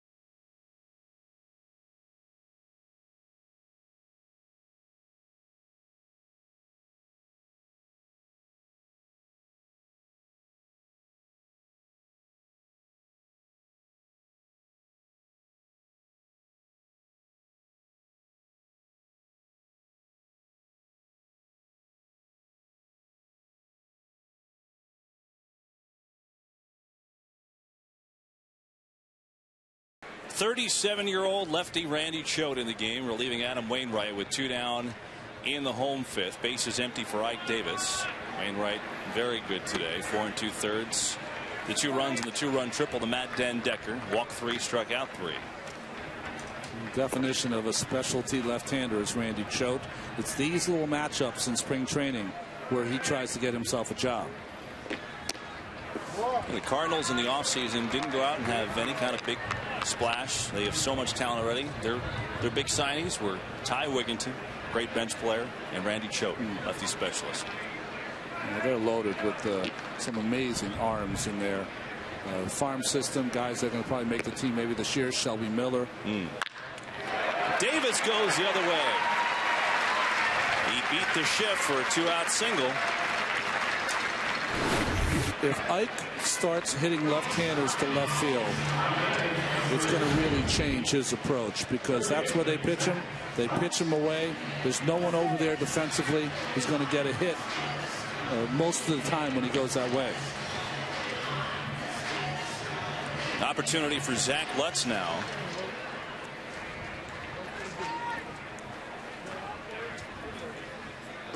Against the veteran Choate. Since being called up in 2009, Choate is 4th amongst left-handed pitchers in total games pitched, 280. That's reliability. That's what that is. Marlins and Dodgers last year, and over in that Hanley Ramirez trade.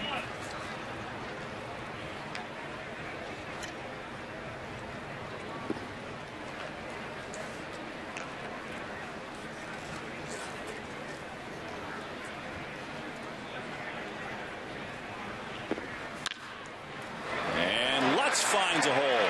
Davis going to stop at second. And now the Mets have 2 on, and that'll bring up Lucas Duda, who's already 2 for 2. The back-to-back 2-out hits off of Randy Choate. Here comes Duda, who's scorched a couple baseballs off of Wainwright so far today. Well, Kevin, we've seen it happen in the last half dozen games for Lucas. His ability to use more of the field, and it'll be interesting to see if he continues that, especially against a tough left-hander in Choate. We saw Ike Davis with the base hit against Choate. Now it'll be Duda's turn. Duda's got a double, a single, and a run scored. Here an RBI opportunity, though.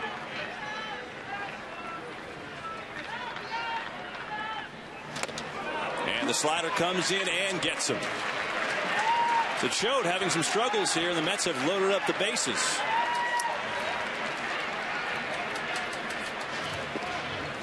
I think that's going to be it for the veteran lefty. Mike Matheny is going to go to the pen. John Buck will come up with the bases loaded. And not a successful outing for Randy Choate. Came in with 2 down, bases empty, and loaded them up. Mets have an opportunity, 2-2 game.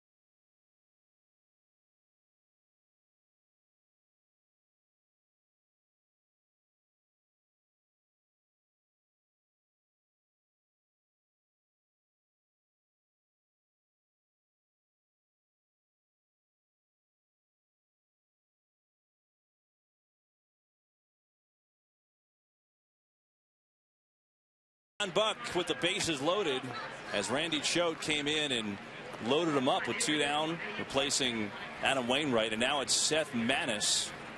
Cardinals minor leaguer, was in Double-A last year, 11th round pick in 2011 out of East Carolina. Bases full of Mets in a 2-2 game, bottom 5. And Buck drills the breaking ball deep to center, but Jay has a beat on it all the way. But John Buck has hit a couple balls hard today, but both John Jay there. So the Mets leave him loaded, still tied at 2.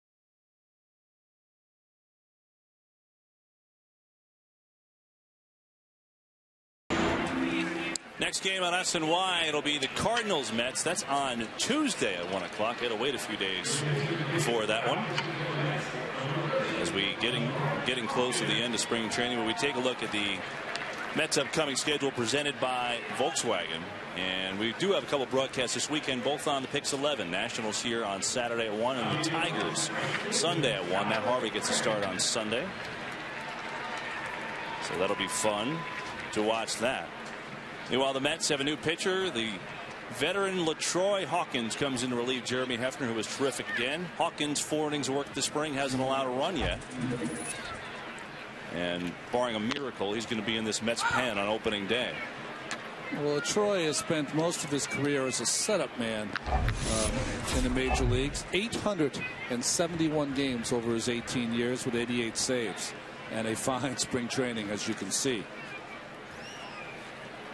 Facing Alan Craig here in the 6th, 2-2 game. And there's a strike.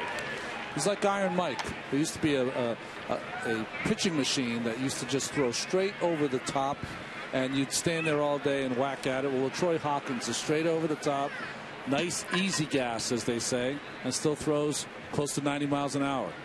Got Craig 0-2. He's in full hoop mode now, though. I mean, LaTroy's godson is Elijah Johnson, the guard on Kansas. As we take a look at that smooth, really silky motion. Well, that's how you last 18 years, throwing like that, free and easy.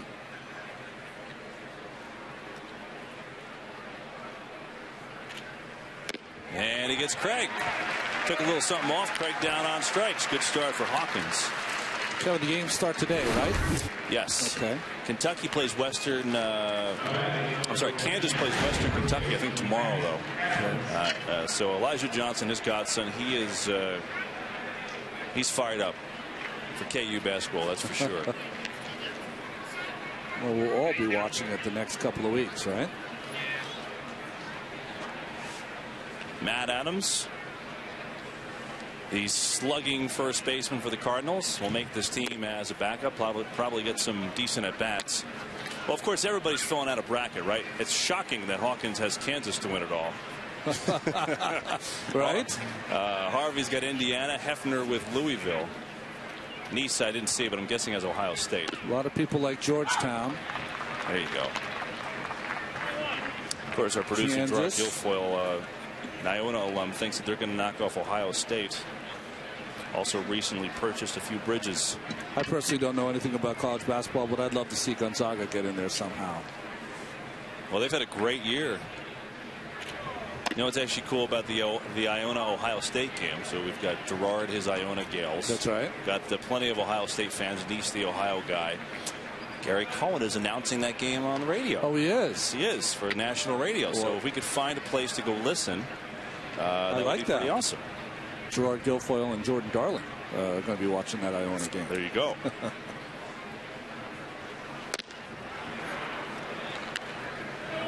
Gales had a good run last year. Gerard, who did they lose to? I can't remember. They lost to BYU. They had a lead, though, in that game. Had a lead, I believe. And then completely fell apart as we watched Gerard crumble into pieces at the sports restaurant. It wasn't pretty. 3-1 to Matt Adams as Hawkins works into 6. Ooh. This guy swings like he's swinging a sledgehammer sometimes. Yeah. You know, for such a big guy and a lot of pop, he really has kind of a short stroke. Look how quick it is from the barrel of the bat into the strike zone. That's why, you know, he hits 300 as well as shows that power. I mean, those arms fully extended when he comes around. You know, it's short, quick, and powerful. And Hawkins fastball upstairs, so Adams draws the walk.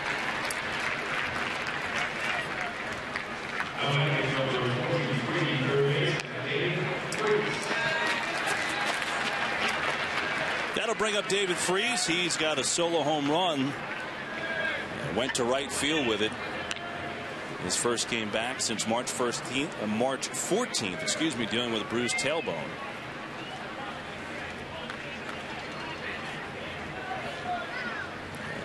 No doubter to right, cutting through that wind as Freese takes strike 1. Here's the oppo shot off of Jeremy Hefner. Well, the book on Freese is if you're going to get him out, you got to pitch him in, because out over the plate, tremendous power to right field. He's shown that his entire career when he's been healthy.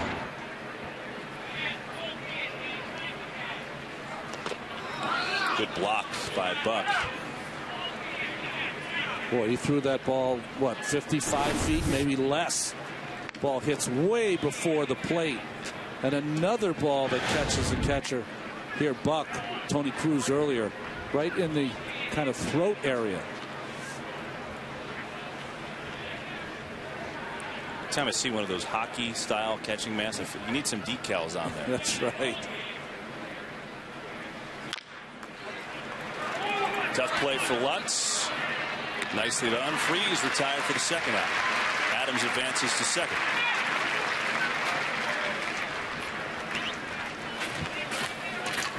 Well, picture perfect from Zach Lutz here. No panic, knows Freese doesn't have great speed, so he's able to field it with his glove, not barehanded, and the quick toss and the easy play.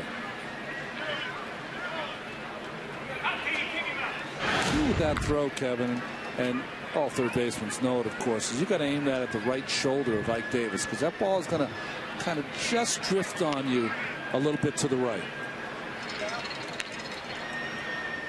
Pete Kozma is the batter. He's 2 for 2. A couple singles and a run scored.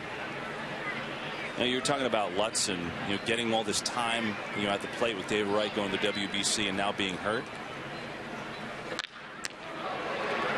And you could say too that it's probably helped Lutz defensively. I mean, he had the nice play the other day. He's looked comfortable. That was a nice play there. And remember, he came into camp and Terry Collins said, hey, we're going to put him in the outfield. We need that power. Well, instead, he's ended up playing third base, for a decent amount of time the last 20 days. The most difficult thing for any third baseman coming up in the Mets minor leagues is David Wright himself. You have to compare yourself to a guy who's perennial all-star and a Gold Glover.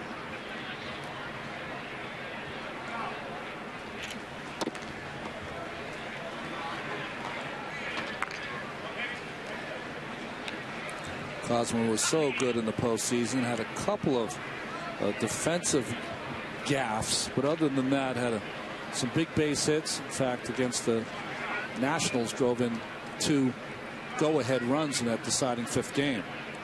7 RBIs in the postseason last year for Kozma. Guy who came up at the end of the year, I think he only played 15 or so games. Rafael Furcal, of course, went down and still down with that bad elbow, and came in and looked like he always belonged.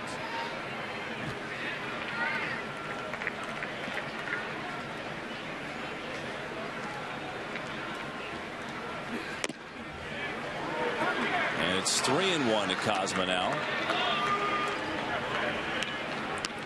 Well, if you're a guy like LaTroy Hawkins, he's been around 18 years. I know this is spring training, but you're in a 2-2 game.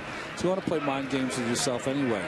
Cruz, not as good a hitter as Kozma, who's up now. So even though it's a 3-1 count, you don't want to give in to the hitter. You want to throw your quality pitch on the corner. And the fastball misses high. So the Cardinals, after 2 Hawkins walks, 2 on, that'll bring up Tony Cruz. Jonas Schwartz, Joe Badingo have the latest news from the NCAA tournament, plus exclusive Mets player and coach interviews straight from Port St. Lucie. Daily News Live presented by Citi.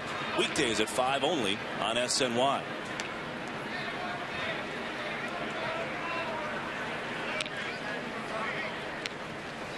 So now Tony Cruz with 2 on for the Cards in a 2-2 game. Hawkins has issued 2 walks in the inning. Cruz 0 for 2, popped up to second his last time up.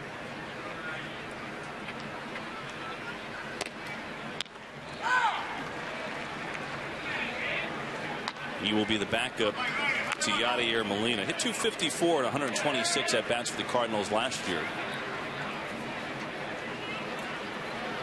Matt Adams, the runner, on second. Pete Kozma on first. Adams can't run well on second. Kozma can run pretty well on first.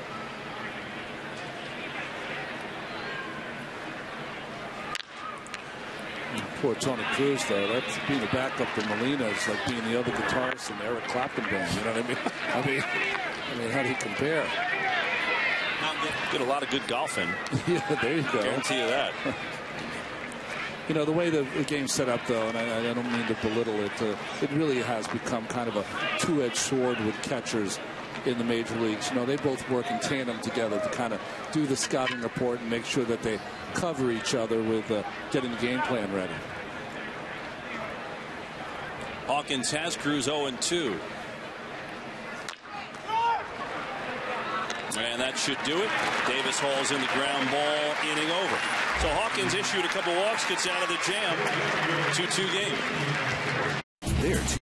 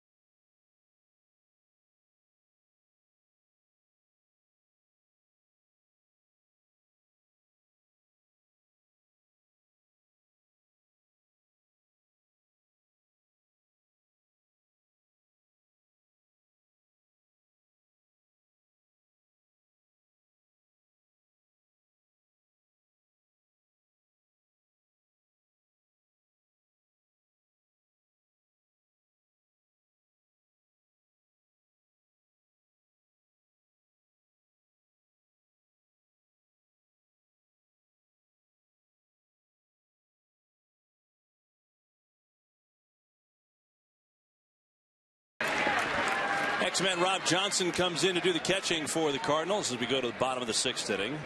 Also ex-Met Ty Wigginton in there at third base as David Freese out, and Matt Dendecker swings out the first pitch of the 6th off of Seth Maness, grounds out to second, and there's quickly one away. That's a setup in the backfields. There's a tower right in the middle of a situation where you could look and see 4 fields. It's a pretty cool setup. There's a couple games going on out there right now. Looks like there's 3 games playing out there. You know, the difference in the minors, you'll have a lot of parents there that come down for a couple of weeks to watch their son play. It would be a mixture of Mets fans that want to get really close and watch the games. It's a real interesting crowd of people. Scouts are over there from all different organizations. I was talking to one of the scouts today for the Toronto Blue Jays, who's the Mets are one of the teams he has to watch all year. So it's a great mix over there. And see, there's no kind of protective hanging. So if you're a fan, you got to watch yourself, because there's a lot of baseballs that end up coming right in that middle there and conking you on the head if you're not alert.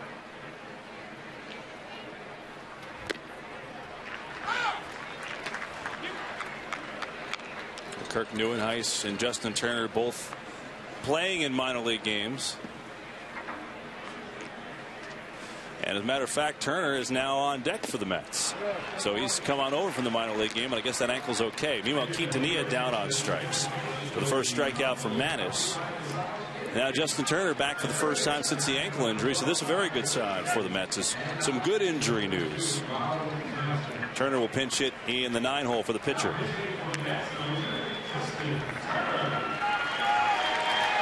Well, once Wright was diagnosed with the intercostal strain, Turner was put into third base. We did that game, Kevin, and one of his first chances hurt his ankle. But back pretty quickly. And getting a pinch hit opportunity today. This is the right ankle from Turner, but he hasn't had anything on that ankle walking around. And he's got himself a base hit.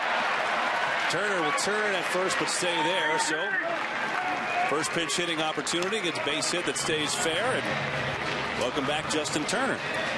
Makes it look easy. Just drops it right on that right field line. A little late, and that ball jams him.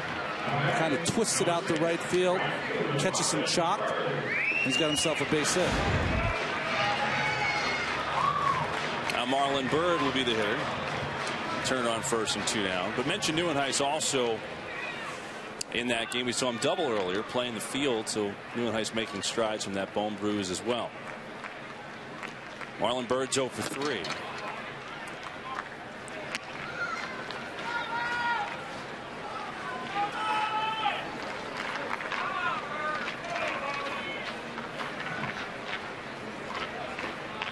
Tejada on deck if Byrd can keep it going. 2-2 game here in the 6th. And that's going to be a base hit. Turner's running pretty well on that ankle. Is going to go first to third. And the Mets have a 2-out rally going. Runners at the corners for Ruben Tejada.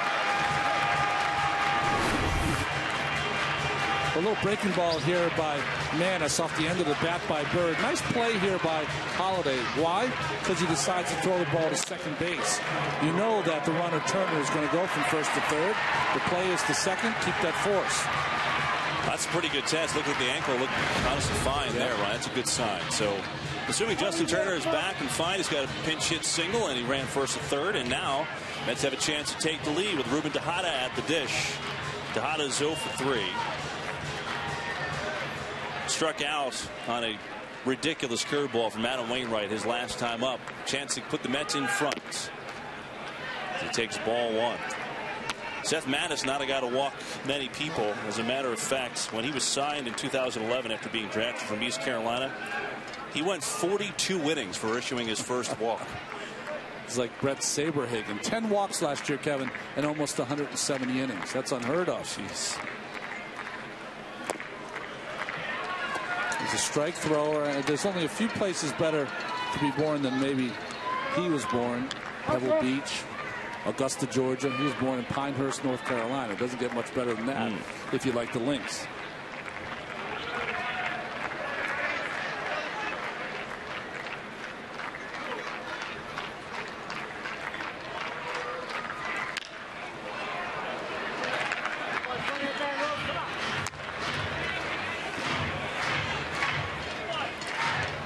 wouldn't mind La Jolla, Torrey Pines. That would be okay. There you go. Well, you got a few in your own state, Kevin, Jersey.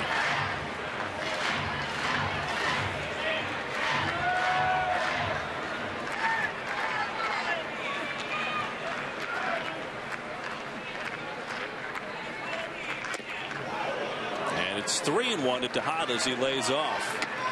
A good count for Tejada to do some damage. Broke out of an 0-for-18 slump with a double in Kissimmee against the Astros yesterday.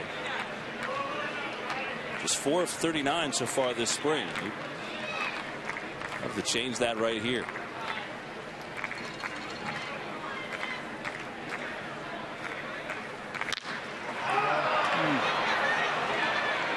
Popped up, and Cosma makes the play, inning over. So the Mets leave runners on the corners. We remain tied at 2. Action all around here in Port St. Lucie.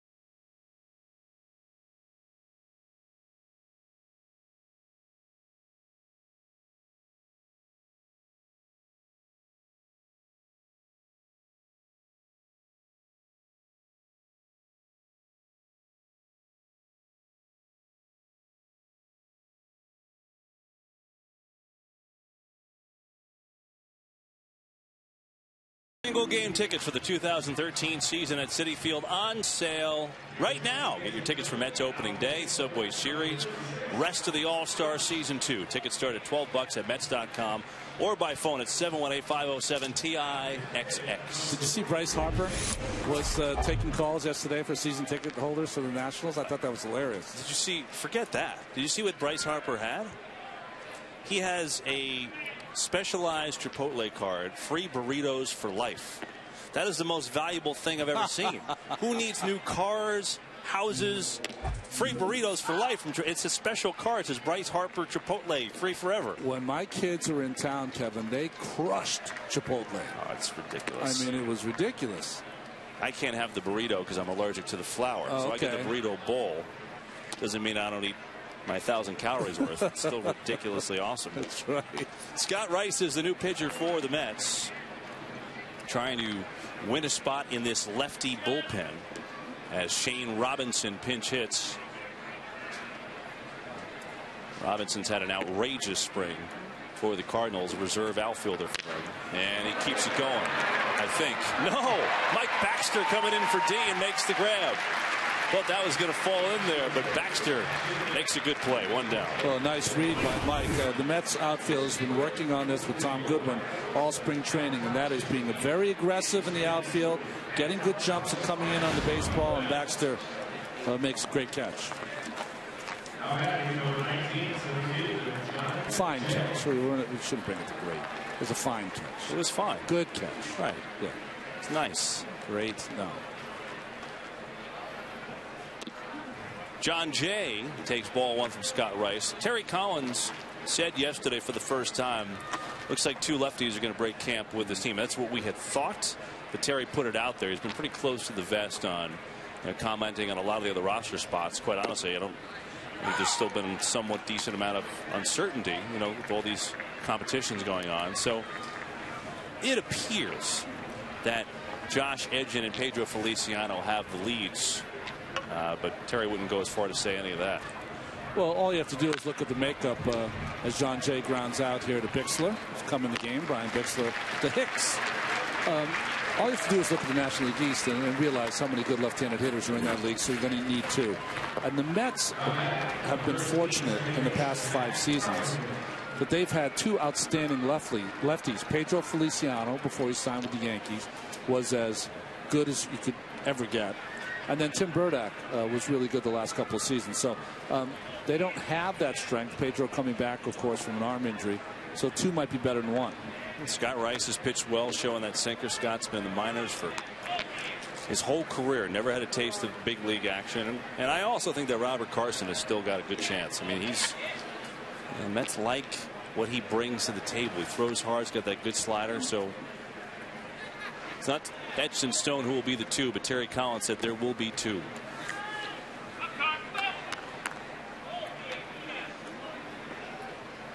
The thing I like about Rice is that he's a kind of left-handed pitcher who turns the ball over. He's going to get a lot of ground balls. Already got one in this inning off the bat of John Jay. So those are things you like to see from a guy coming in the bullpen, out of the bullpen. Keep the ball in the ballpark, keep the ball on the ground. Falling behind Matt Carpenter 3-0 though as we play in the 7th. 2-2 game. Mets have their runs on a Matt Den Decker 2-run triple, his second 2-run triple in as many days. Cardinals got a home run from David Freese, an RBI from Adam Wainwright. One of the Mets prospects, catcher Kevin Plawecki out of Purdue, getting ready.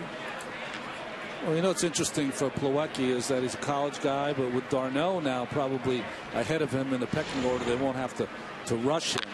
But he's got a load of talent also and some power. Speaking of Darno, he's in the game, makes the catch, and good inning for Scott Rice. 1, 2, 3. Here's the gun. Let's check it out. And 91. Nicely done. 2-2.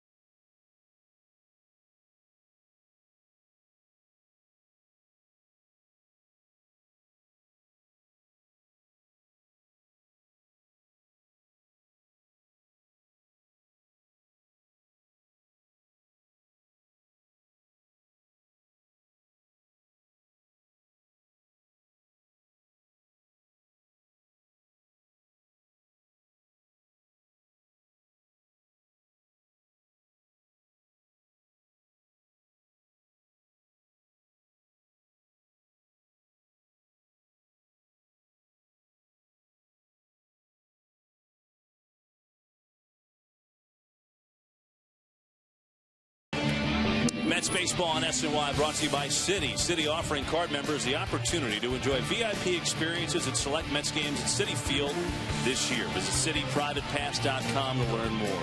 By State Farm, there it is. Today's State Farm agent of the day, Pat Coley of Glendale, New York. Contact Pat's office at patcoley.org. By Delta and by Budweiser. We go to the home 7th inning. 2-2 game, Mets and the Cardinals. Brandon Hicks will lead it off for the Mets, getting his first at-bat. And Mikel Cleto will come in relief for Mike Matheny's Cardinals. Well, just another one of those fantastic arms in that bullpen. Can rush it up there about 95 miles an hour, can Cleto. So Hicks will lead it off. Cleto actually was originally signed by the Mets, but then went to Seattle in the J.J. Putz trade as Hicks quickly in an 0-2 hole. Meanwhile, on the headset down from the Mets dugout, it's Justin Turner. Justin, it's Kevin and Ronnie upstairs, and I guess that ankle's fine, huh? We saw you get tested and run first to third. It looked pretty smooth. Yeah, it's felt pretty good. I got out and ran some bases earlier this morning, and that felt fine. And got a chance to run the bases on the backfield earlier today, and came over here, and TC was like, "Well, you want another bat?" So I jumped up there and tested it one more time. Is that really how ridiculously laissez-faire it was? You just kind of walked in, and TC said, "Hey, you want to hit?" Oh yeah, I was sitting in the dugout watching the game, and they said, "Hey, do you want to get another at bat?" And I was like, "Yeah, absolutely." So, you know, you've been around long enough. You know, you got to always be ready. You never know, right? That's right. You never know. Did you take any ABs in the minor league game? Yeah, I had 3 over there today. How'd you do over there? I was 1 for 2 with a double and got hit in the back. Oh, Joe. Really? Yeah. Oh, welcome back. That's one of the reasons you don't want to play in the minor league games, by the way. Yeah. I'll be all right. It got me in a spot where it doesn't hurt too bad. So. Now, when you hurt your ankle, were you still able to do a lot of the stuff like soft toss and still take some swings and all that, right? I took 2 days and didn't really do anything, just ice and treatment and stuff. And I was walking around pretty good, but they wanted to be err on the safe side. So yesterday I came out and took ground balls and batting practice and did all that, and it was fine. And came in this morning, ran the bases, and I guess that was the last test. So everything's feeling pretty good. We'll see what they have in store for me tomorrow. Meanwhile, Lutz will ground one to Cosma, and quickly Cleto's retired 2 Mets. 2 down as we talk to Justin Turner. Justin, you know, where are you right now, and where are the players generally at this point? You're getting close now. It's 11 days out towards opening day. So where do you want to be? What do you want to be feeling and doing as you're getting there? You can see opening day on the horizon. I think the biggest part is the at-bats, you know, getting in the box, feeling comfortable, getting your rhythm, your timing, seeing different pitches. And right now I'm feeling pretty good. I feel comfortable. I got my balance, my timing's there. So I think that's all you can ask for going into the season. Jamie Hoffman, the batter, and he fouls off the first offering. Well, you've been one of the Mets' most clutch hitters the last 2 seasons. 2 seasons ago, you got a tremendous amount of at-bats. Not as many last year, but it looks like this year's shaping up to what it was a couple seasons ago, where you're going to be playing a lot of different positions and getting a lot more at-bats. Yeah, I don't know what's going to happen as far as, you know, David thinks he's going to be ready to go opening day. And, you know, Murph ran the bases with me today and played catch and took some ground balls. So I don't know where they're going to be at. But, you know, I'm just looking at it as, you know, I'm probably going to be playing somewhere on opening day. And if not, I go back on that role on the bench, then that's fine, too. I'll be ready to, you know, come off the bench and pitch it. Justin, has the outfield experiment with you kind of been put on hold? I mean, I know when we came to camp, just because of your versatility and your bat and what you can do, you know, Terry Collins mentioned to you, hey, you know, get out there, we could use it. But has that been put on hold now that things seem a little bit more solidified out there?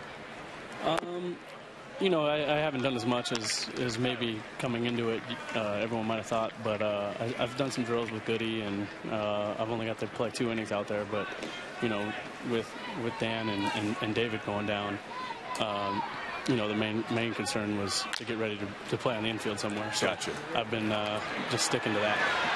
Cosma, throw goes a little wide, so Hoffman beats it out. He's on first base. Well, Justin, glad to see the ankles feeling better, and thanks as always for the time. We'll talk to you soon. All right, thanks, guys. Justin Turner hopping on and running smoothly today. With coming in base hit, run first to third like nothing happened. Yeah, he is a good guy, a great guy to have on your team. He's got that real kind of laid back. When you need me, I'm ready to go. And we always talk about growing up kind of in a baseball family. Father was a baseball coach, really well schooled in how to play the game. He's just one of those guys that, you know, big situation, you want him up there to pinch hit. When he's in the field, you know, is he going to have the range of some of the second basemen? Maybe not. But I'll tell you one thing, he never makes a mistake. You know, and those things are important. And Turner is a real good guy to have on your team. Real pro. Yeah, that's the perfect word. Meanwhile, Ronnie, this guy has had a terrific spring. Travis d'Arnaud, very quietly, after all the hype, he kind of went under the radar and just kind of did his thing. And his bat has shown you why the Mets went out and traded R.A. Dickey for what was the #1 Blue Jays prospect. You know, he has an interesting approach. No fear, a big cut up there. But it seems to me that that big cut is reserved for first pitch, maybe when he's ahead in the count. Kind of shortens up a little with 2 strikes. But, you know, the evaluation of d'Arnaud is very important to this organization. He's a big piece moving forward. So one of the reasons he's still in camp. And the reason I say that is that if he was going to break with the team, he'd be the #1 catcher. Didn't play a lot of last year, hurt his knee. He needs to go someplace and play every day. And if he catches fire, then maybe he is brought up sooner. But the playing and being on the field is going to be the most important part for Travis. Ironic that he gets traded and he's going to play AAA at the same exact spot he played it last year in Las Vegas. Oh, 2 years in Vegas. That's tempting luck, I tell you. Good place to hit, though.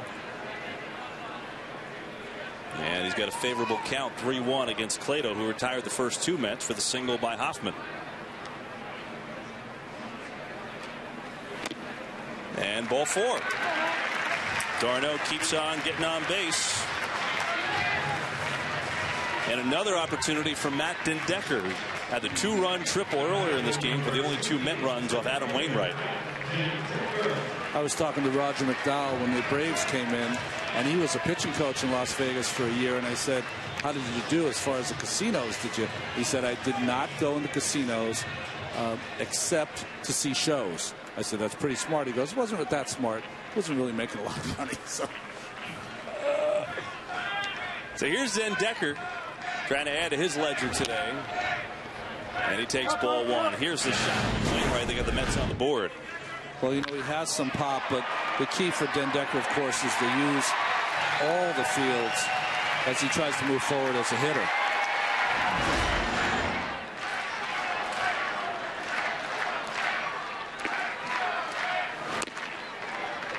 And it's 2-0. You know, it's almost like as you get 11 days, I think you said in the beginning on our opening, Kevin, you're getting to the point now where den Dekker, as Cosman's going to come in to speak to the pitcher, Cleto, kind of settle him down a little bit. Nice move by the veteran. I mean, by the youngster. Den Dekker's in a position right now where these at-bats get him on the team. You know, these important at-bats, 2 outs, ducks on the pond, coming up with a big hit. Still here for a reason.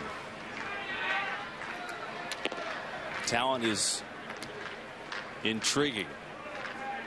2-0 with 2 on in a 2-2 game.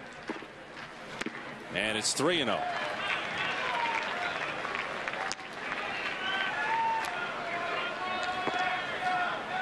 Terry Collins kind of intimated to the media yesterday that, you know, maybe after all the coaching of trying to cut down strikeouts, that maybe den Dekker is being too selective. Too cautious.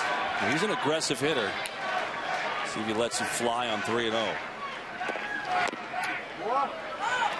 It's good to take that pitch. He's probably going to get the same pitch. This is a time to be really aggressive. But I think you're right, Kevin. I think a lot of times there's so much instruction that sometimes with a guy like den Dekker, who is kind of raw as far as his talent is concerned, let the talent flow. See what happens. Good cut on a 96-mile-an-hour heat. Cleto's got a good arm. And now it's 3-2.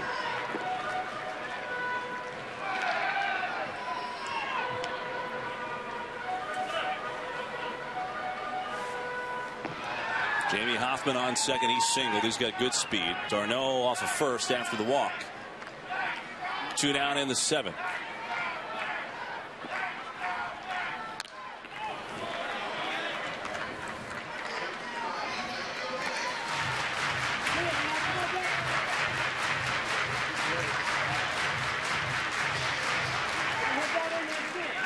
You can see Terry Collins imploring. You can hear the voice in the background. It's his. Imploring his young hitter to get a big hit here. Pulling for him, almost. Again, the 3-2 by Clado. And he got him. 92 miles an hour gets by Dendecker. And the Mets strand 2 more. Still 2-2. We've played 7.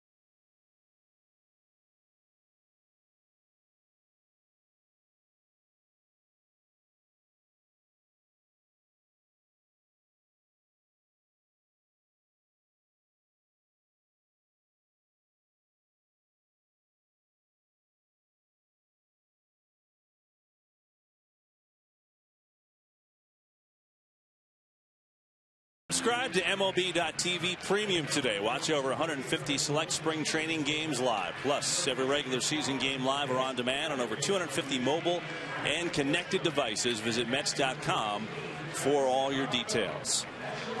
Brandon Lyon has been pretty darn good this spring as he starts the 8th for the Mets. Yeah, he's been outstanding. All the veterans have been outstanding for the Mets. LaTroy Hawkins, who we saw earlier, got through the 6th unscathed. And here Brandon Lyon on for the Mets.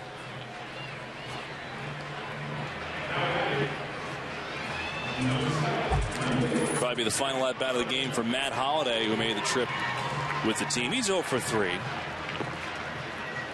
as he leads it off in the 8th. 4th pitcher of the day for the Mets. Jeremy Hefner started. Another good outing for him as Holliday fouls off the breaking ball for strike 1. Hefner went 5 innings, allowed 2 runs on 5 hits.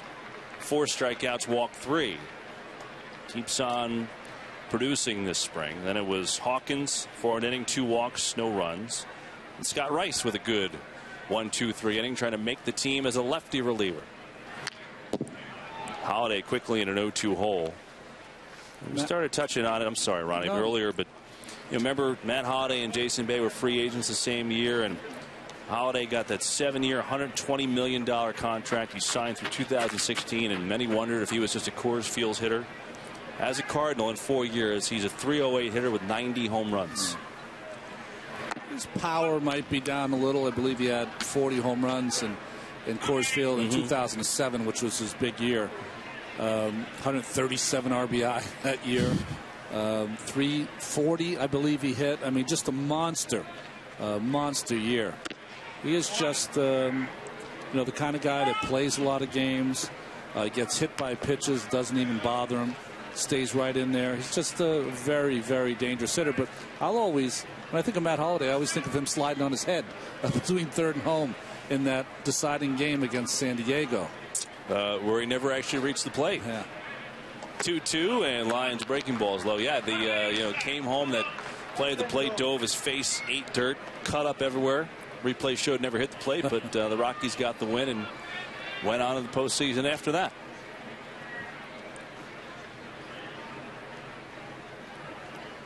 Payoff pitch here from Lyon. Chasing Baxter back. Fighting the sun, lost it. And it's a fair ball. It bounces over the wall. It's a double for Matt Holliday. You can see Baxter had trouble, but then he just lost it at the end. Well, the ball's carrying a little bit to right field, as we saw before, and Baxter has no idea where this baseball is and lands to his left about 12-15 feet for a ground rule double. Just a ball down the line, a ball that you will lose occasionally in spring training. I don't think he ever had a beat on that ball. Yeah, he went back in the general direction, but he wasn't that close to it when it bounced. So, an unfortunate double off of Brandon Lyon. And that brings up Alan Craig, who's 0 for 2 with a walk.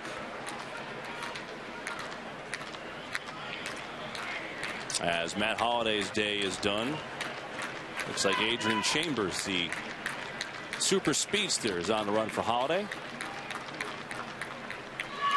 Holliday would get, ooh, look out, hard shots into the stands. I don't think that got anybody directly. No, it didn't. Good seat with a caveat. Watch yourself. It's going to be interesting to watch the Cardinals, who pride themselves on hitting the guy on second, nobody out, getting him over. Let's see how Craig tries to do that against the pitching of Lyon. And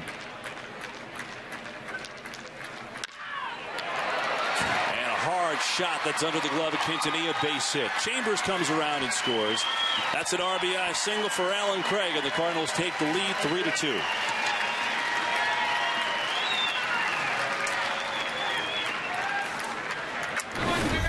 Well, he's one of the finest hitters in the National League that maybe no one knows about.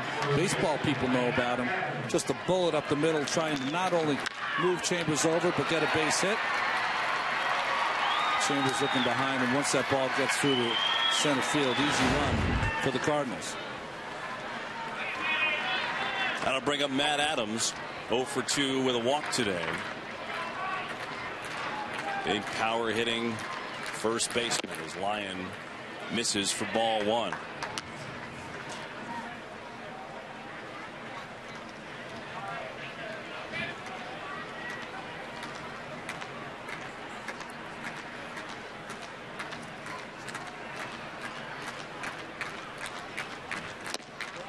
And it's 2-0 to Adams.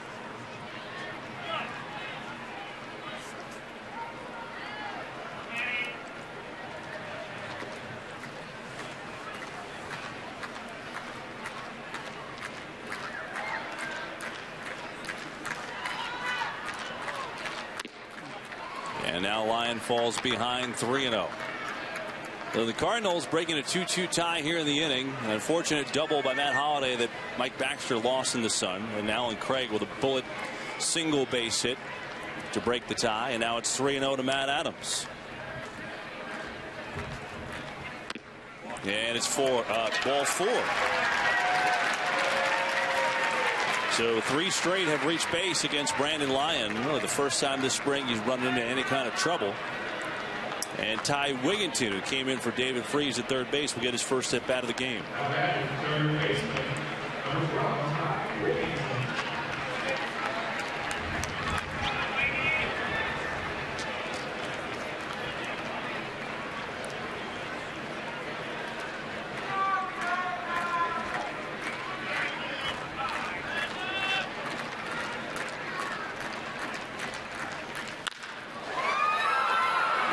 Quintanilla, Bixler, 6-4-3 double play.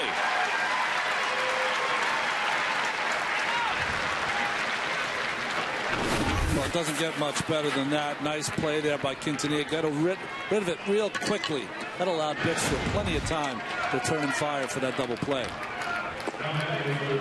Meanwhile, Craig advances to third base, and Pete Cosmo will be the batter. Cosmo's had a good day. A couple singles, a run scored, and a walk. Starting shortstop for the Cardinals, with Rafael Furcal out for the season with Tommy John surgery. Does Cosmo's show. Good showing when he came up last year in the postseason. Now he'll have a full season to do it. And Lyon deals strike one. It's going to be interesting to watch here, Kevin, as the young d'Arnaud behind the plate. Good breaking ball by Lyon. 2 outs, trying to get out of this with just 1 run. If he does put that breaking ball in the dirt, how does d'Arnaud block it?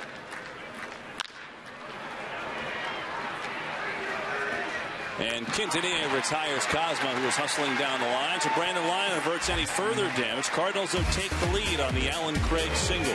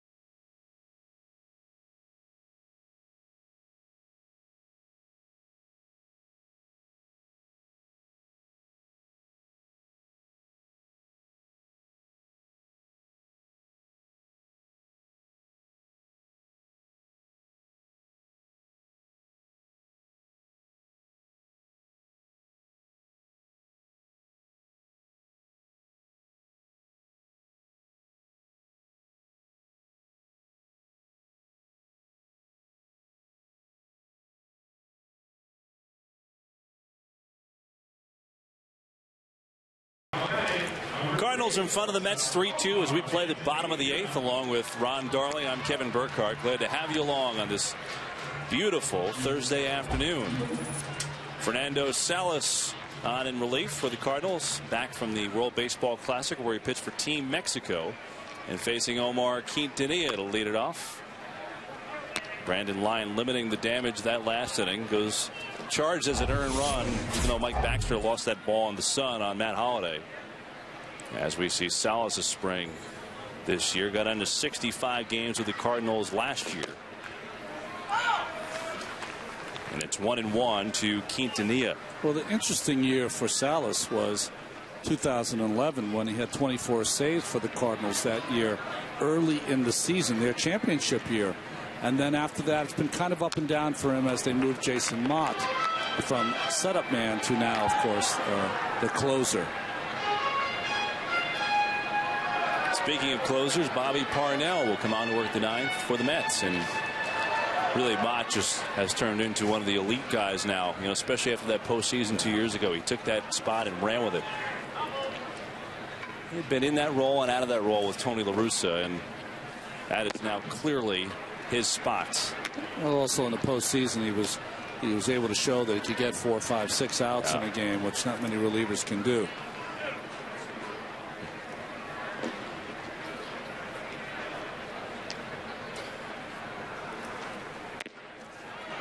I want to talk about a character. Jason Mott he's fun to be around. You know, catcher in college, right? Catcher at Iona. Well, he'll be watching tomorrow also then.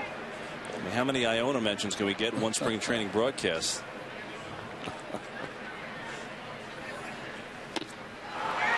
Quintanilla down on strikes.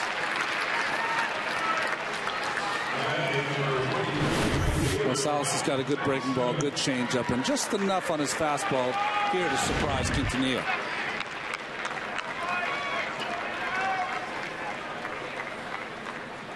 Now Mike Baxter's turn, his first at bat today, batting in the 9 hole. See Dylan G's outing yesterday against the Astros in Kissimmee last night. Dylan, we had his last start where, you know, he had issues, 6 runs in 2 innings, 4 walks, 2 hit batters, a couple wild pitches, and he got it off on that foot against Houston yesterday. Ended up 4 innings, 7 hits, 5 runs, walk, a hit batter. The positive is that in the last inning of the 4th, he struck out the side, and he said finally felt like he was getting back to himself. But, you know, that's hopefully a building block for Dylan to get back to what he normally is, and that's very consistently good. Well, don't forget he missed a lot of last season, so you know, that clicked in is a good sign for the Mets and for Dylan G, because you know, he was having a good year last year despite the record now, before he went down with the artery problem. You know, I was watching Jeopardy a couple nights ago, and they had on the regular Jeopardy, the first part of it, the Queen's English, which was a lot of terms from London, England, and then the Queen's English in the double Jeopardy round, which was the English how they speak it in Queens, New York. So it was pretty interesting to watch Alex Trebek, who's from Canada, use his Queen's accent, which sounded more like Coney Island than Queens, but it was a good attempt. That's pretty good. He used a lot of D's and do's, which to me is more Brooklyn than Queens, but a good attempt anyway. Baxter draws a walk.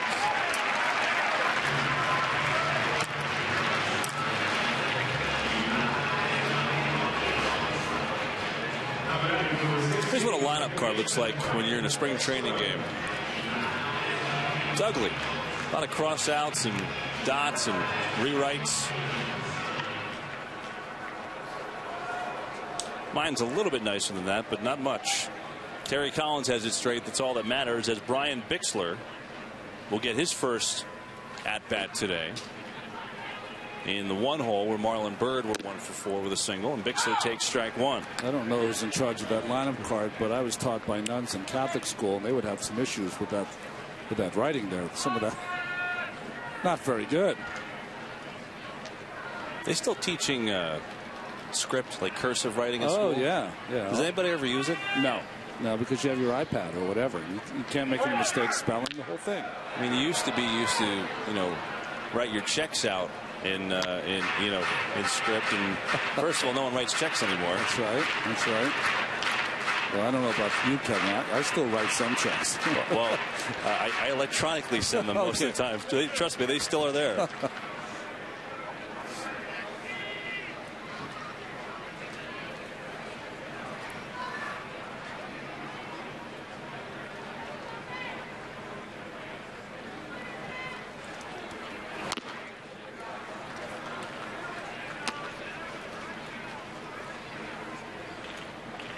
Brian Bixler spent time with the Astros last season. As Colin Cowgill getting loose.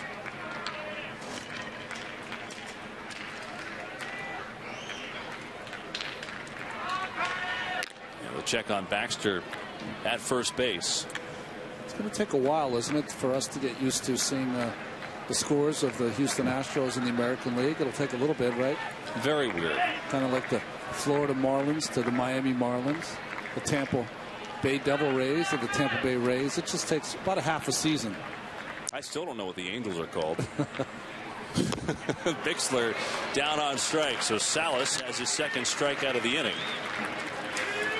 Geico Sports Night, the only show that's only New York sports. Tonight, coverage of this game, Mets and Cards. Of course, the NCAA tournament will keep you updated on that. Highlights and recaps of everything New York sports. Geico Sports Night tonight at 10:30 only on SNY. Colin Cowgill will have his first at-bat of the spring. Colin, of the day, excuse me. He's had plenty of at-bats this spring. Colin shielding his eyes from the television as his Wildcats of Kentucky got beat by Robert Morris the other night. It was not a good day for the Wildcats and John Calipari. Well, NCAA champions to one and done. How about that? Right? Well, that's what happens when you lose that 6'11" guy. You know? Anthony Davis. He's a pretty good player. You have 28 blocks a game. They also lost Nerlens Noel. I think that's how you say his last name, who blocked also a zillion shots. He tore his ACL, I think, earlier this year. That guy was awesome.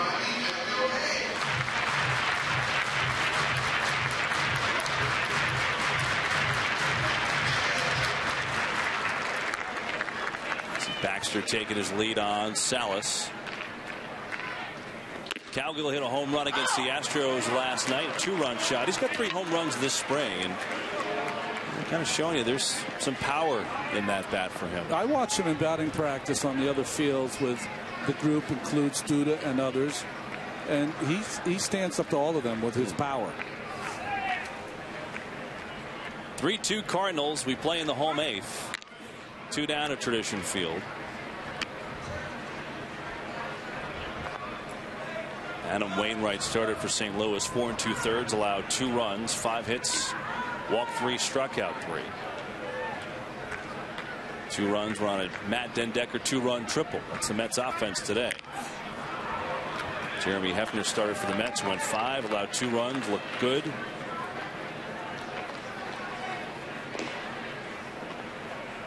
This bullpen has done the job again. The Cardinals took the lead because Baxter lost the Holiday double in the sun. Alan Craig drove him in. There goes Baxter. Cowgill swinging and popping it up. Cosmo will put it away, and the Mets are done here in the 8th inning. So the Mets strand Baxter. Lineup card may get a little messier as we head to the 9th. 3-2 St. Louis.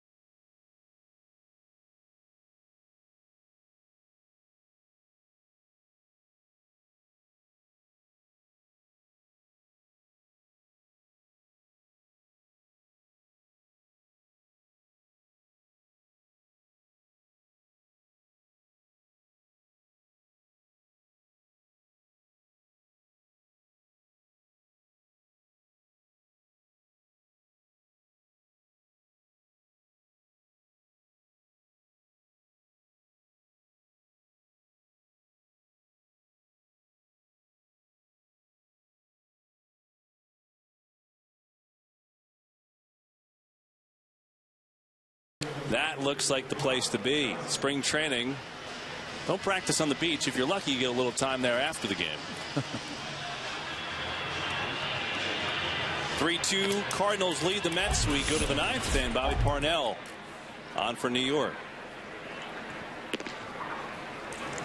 Well, Bobby, and we listened to Ricky Bonas talk about him earlier, just saying that he's ready. This is his time and place. And unfortunate the injury to Frank Francisco, but Bobby Parnell shown all spring that it looks like he's ready to go to be the closer for the Mets. Rob Johnson, the ex-Met, with his first at-bat of the game. Taps to Quintanilla, and there's one away. I was talking to Rob Johnson about Mike Matheny earlier today, and I said, tell me about him. He said, man, he commands a room. What he says is so meaningful. And he said, it's not like he's loud. It's not like he comes in and yells at you. But when he gets you together and he talks, everyone is extremely interested in what he has to say because it's always very, very meaningful. Yeah, he's not a man of many words, and I think he measures his words very well. But he's a highly intelligent guy. Knows the game inside and out. I asked him if Tony La Russa was his biggest influence. He said he was a big influence, but the biggest influence was for him was when he was in San Francisco, Felipe Alou. really handed over all the catching duties and running that part of the game to Mike, and he never forgot it. And you know what he did last year is pretty impressive. I mean, taking over for an iconic manager in Tony La Russa. And you look around the game today, it's happened a few times with the guys that are in the game. I mean, you think about Atlanta and Freddie Gonzalez taking over for Bobby Cox. And I know Atlanta hasn't won a playoff series yet, but still, Freddie's done a nice job down there, and that's been seamless for them. Yeah. You know, as Cox, retired after all those legendary years. And what about Joe Girardi, too, taking over for Joe Torre, trying to fill those shoes. And this has been certainly the most rocky spring training for the Yankees. They have a ton of question marks, but what Mike Matheny has done here is not easy. The only way you can do that is you got to be your own man. Can't worry about replacing anyone. Just have your own approach. I think even more importantly, you look at this Cardinal team. They win the World Championship 2011. Pujols off the team as you see this pitch to Colton Wong. Maybe down. Colton thought it was down. Kamehameha High School. Colton Wong, one of the best young players ever to come out of Hawaii. 3-2. A chance for Quintanilla at short, and Wong retired 2 down. But they win the World Championship. The next year, La Russa's gone. Dave Duncan, who left the year before on a sabbatical, is gone for the whole year. Derek Lilliquist replaced him. Chris Carpenter can't pitch most of the year, pitches at the end for them. Albert Pujols is gone, signs a free agent contract with the Los Angeles Angels of Anaheim. That's who they are. Thanks. And what do? They go to the postseason again. So that's a pretty amazing story for a team to lose that many of its iconic players, managers, and coaches, for it to still not miss a beat and go right back. Yeah, really is. Parnell trying for a 1-2-3 inning as John Jay is 0 for 3 with a walk.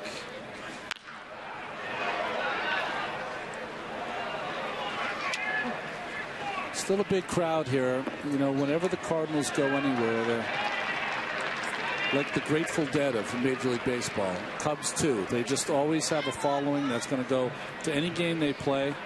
They're coming on vacation, Cardinal fans. Forget about Disney World, Universal. They're coming to see their Cardinals play each and every day. So quite the bit of red in the hotel lobby this morning coming over here. Oh, yeah? Yeah.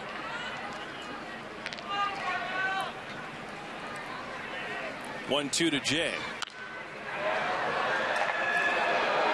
Well, I guess if you're here and you're a Cardinal fan, I know where you stay, Kevin. It's probably easy to go to Jupiter one way. Sure. Make sure you can go to north to Vieira and Orlando and Kissimmee and all those other ballparks.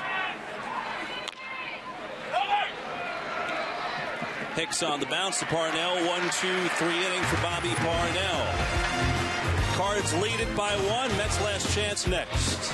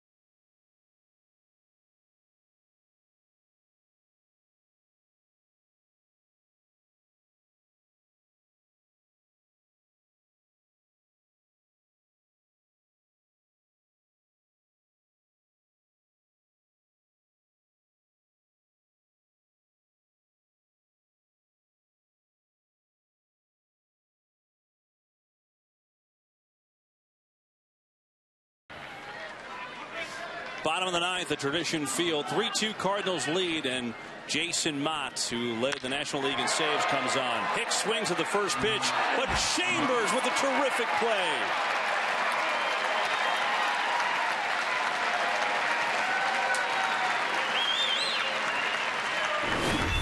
What a catch. This ball with top spin on it, diving and going to his right. And Chambers makes a beautiful play in left field, staying with it. Adrian Chambers with that great speed, got a great jump, and one pitch went away for Iona's own Jason Mott, who really blew up on the scene last year for this Cardinals team. Well, you mentioned it, Kevin, 42 saves. When he first came up, he was all fastballs, just reared back and through 95 to 100 miles an hour. But he's developed a little cutter slider to go along with that great heat.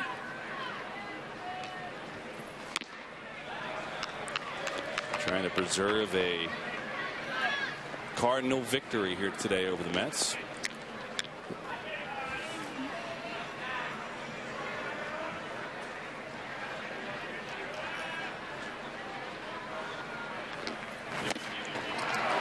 Long line of great bearded closers for the Cardinals. Al Roboski, Bruce Sutter, Jason Mott. Apropos with Whitey Herzog in uniform today. Yeah, good to see Whitey down there on the field, bringing out the lineup card. Whitey did that over 1,200 times as a winner for the Cardinals in his managerial career.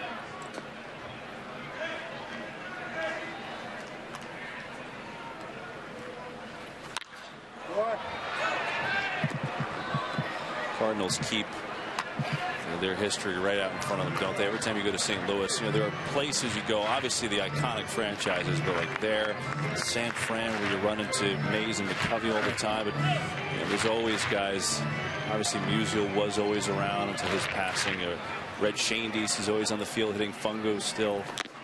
And Lutz down on the Heat, 2 down. And Willie McGee just signed to be in the Cardinals front office now. Fantastic. Join John Mozeliak's crew. New York Mets baseball on SNY brought to you by Toyota. Buy a Toyota right now. Save big. To learn more, visit Toyota.com. By WB Mason.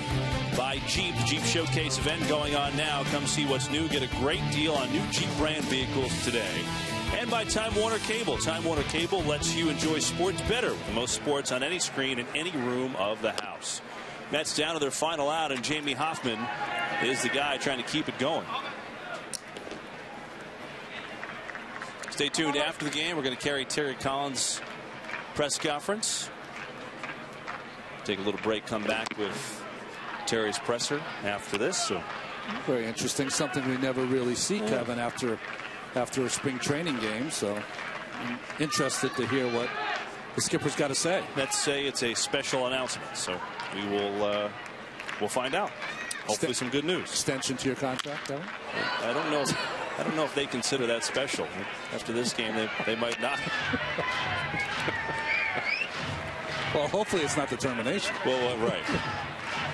If it is, it's been a fun spring, right? You and I have done like 8 games. Exactly.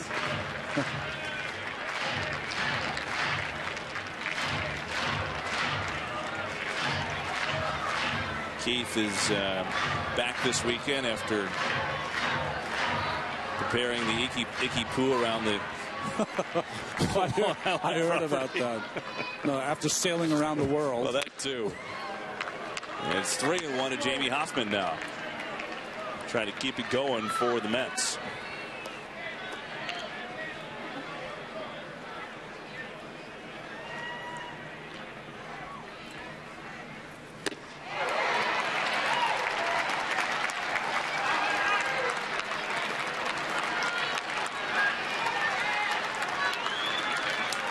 Mott trying to close the door for the Cardinals. 3-2, they lead the Mets here in the ninth. 3-2 to Jamie Hoffman. 2 down, bases empty.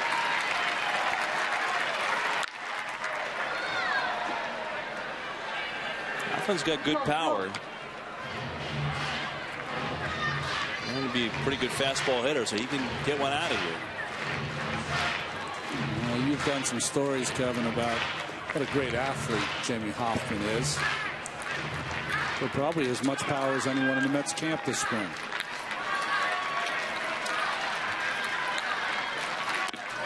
And he draws a walk. Good at bat by Jamie Hoffman. And now this is intriguing. Here comes Travis d'Arnaud.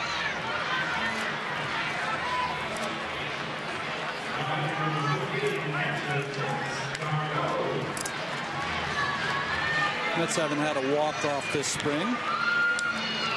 They'd love to see the young man provide one.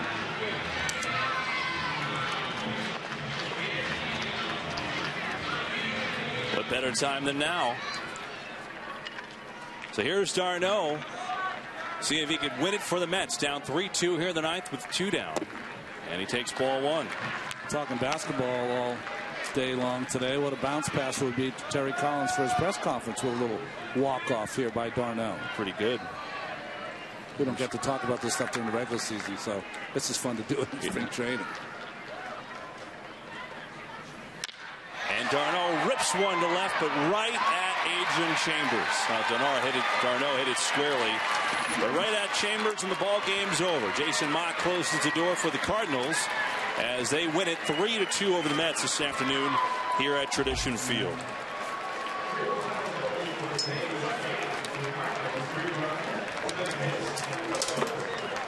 And the Cardinals win their 12th game of the spring.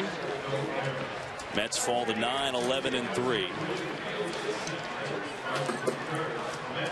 Take a look at the game summary. Matt Den Decker had the only Met offense with a 2-run triple. That came off of Adam Wainwright.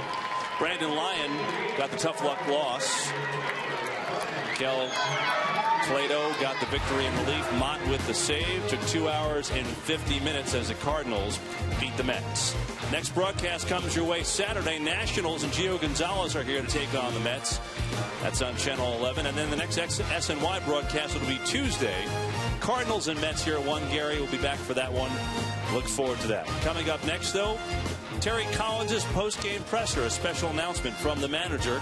We'll have that when we come back. The Cardinals beat the Mets 3-2 this afternoon.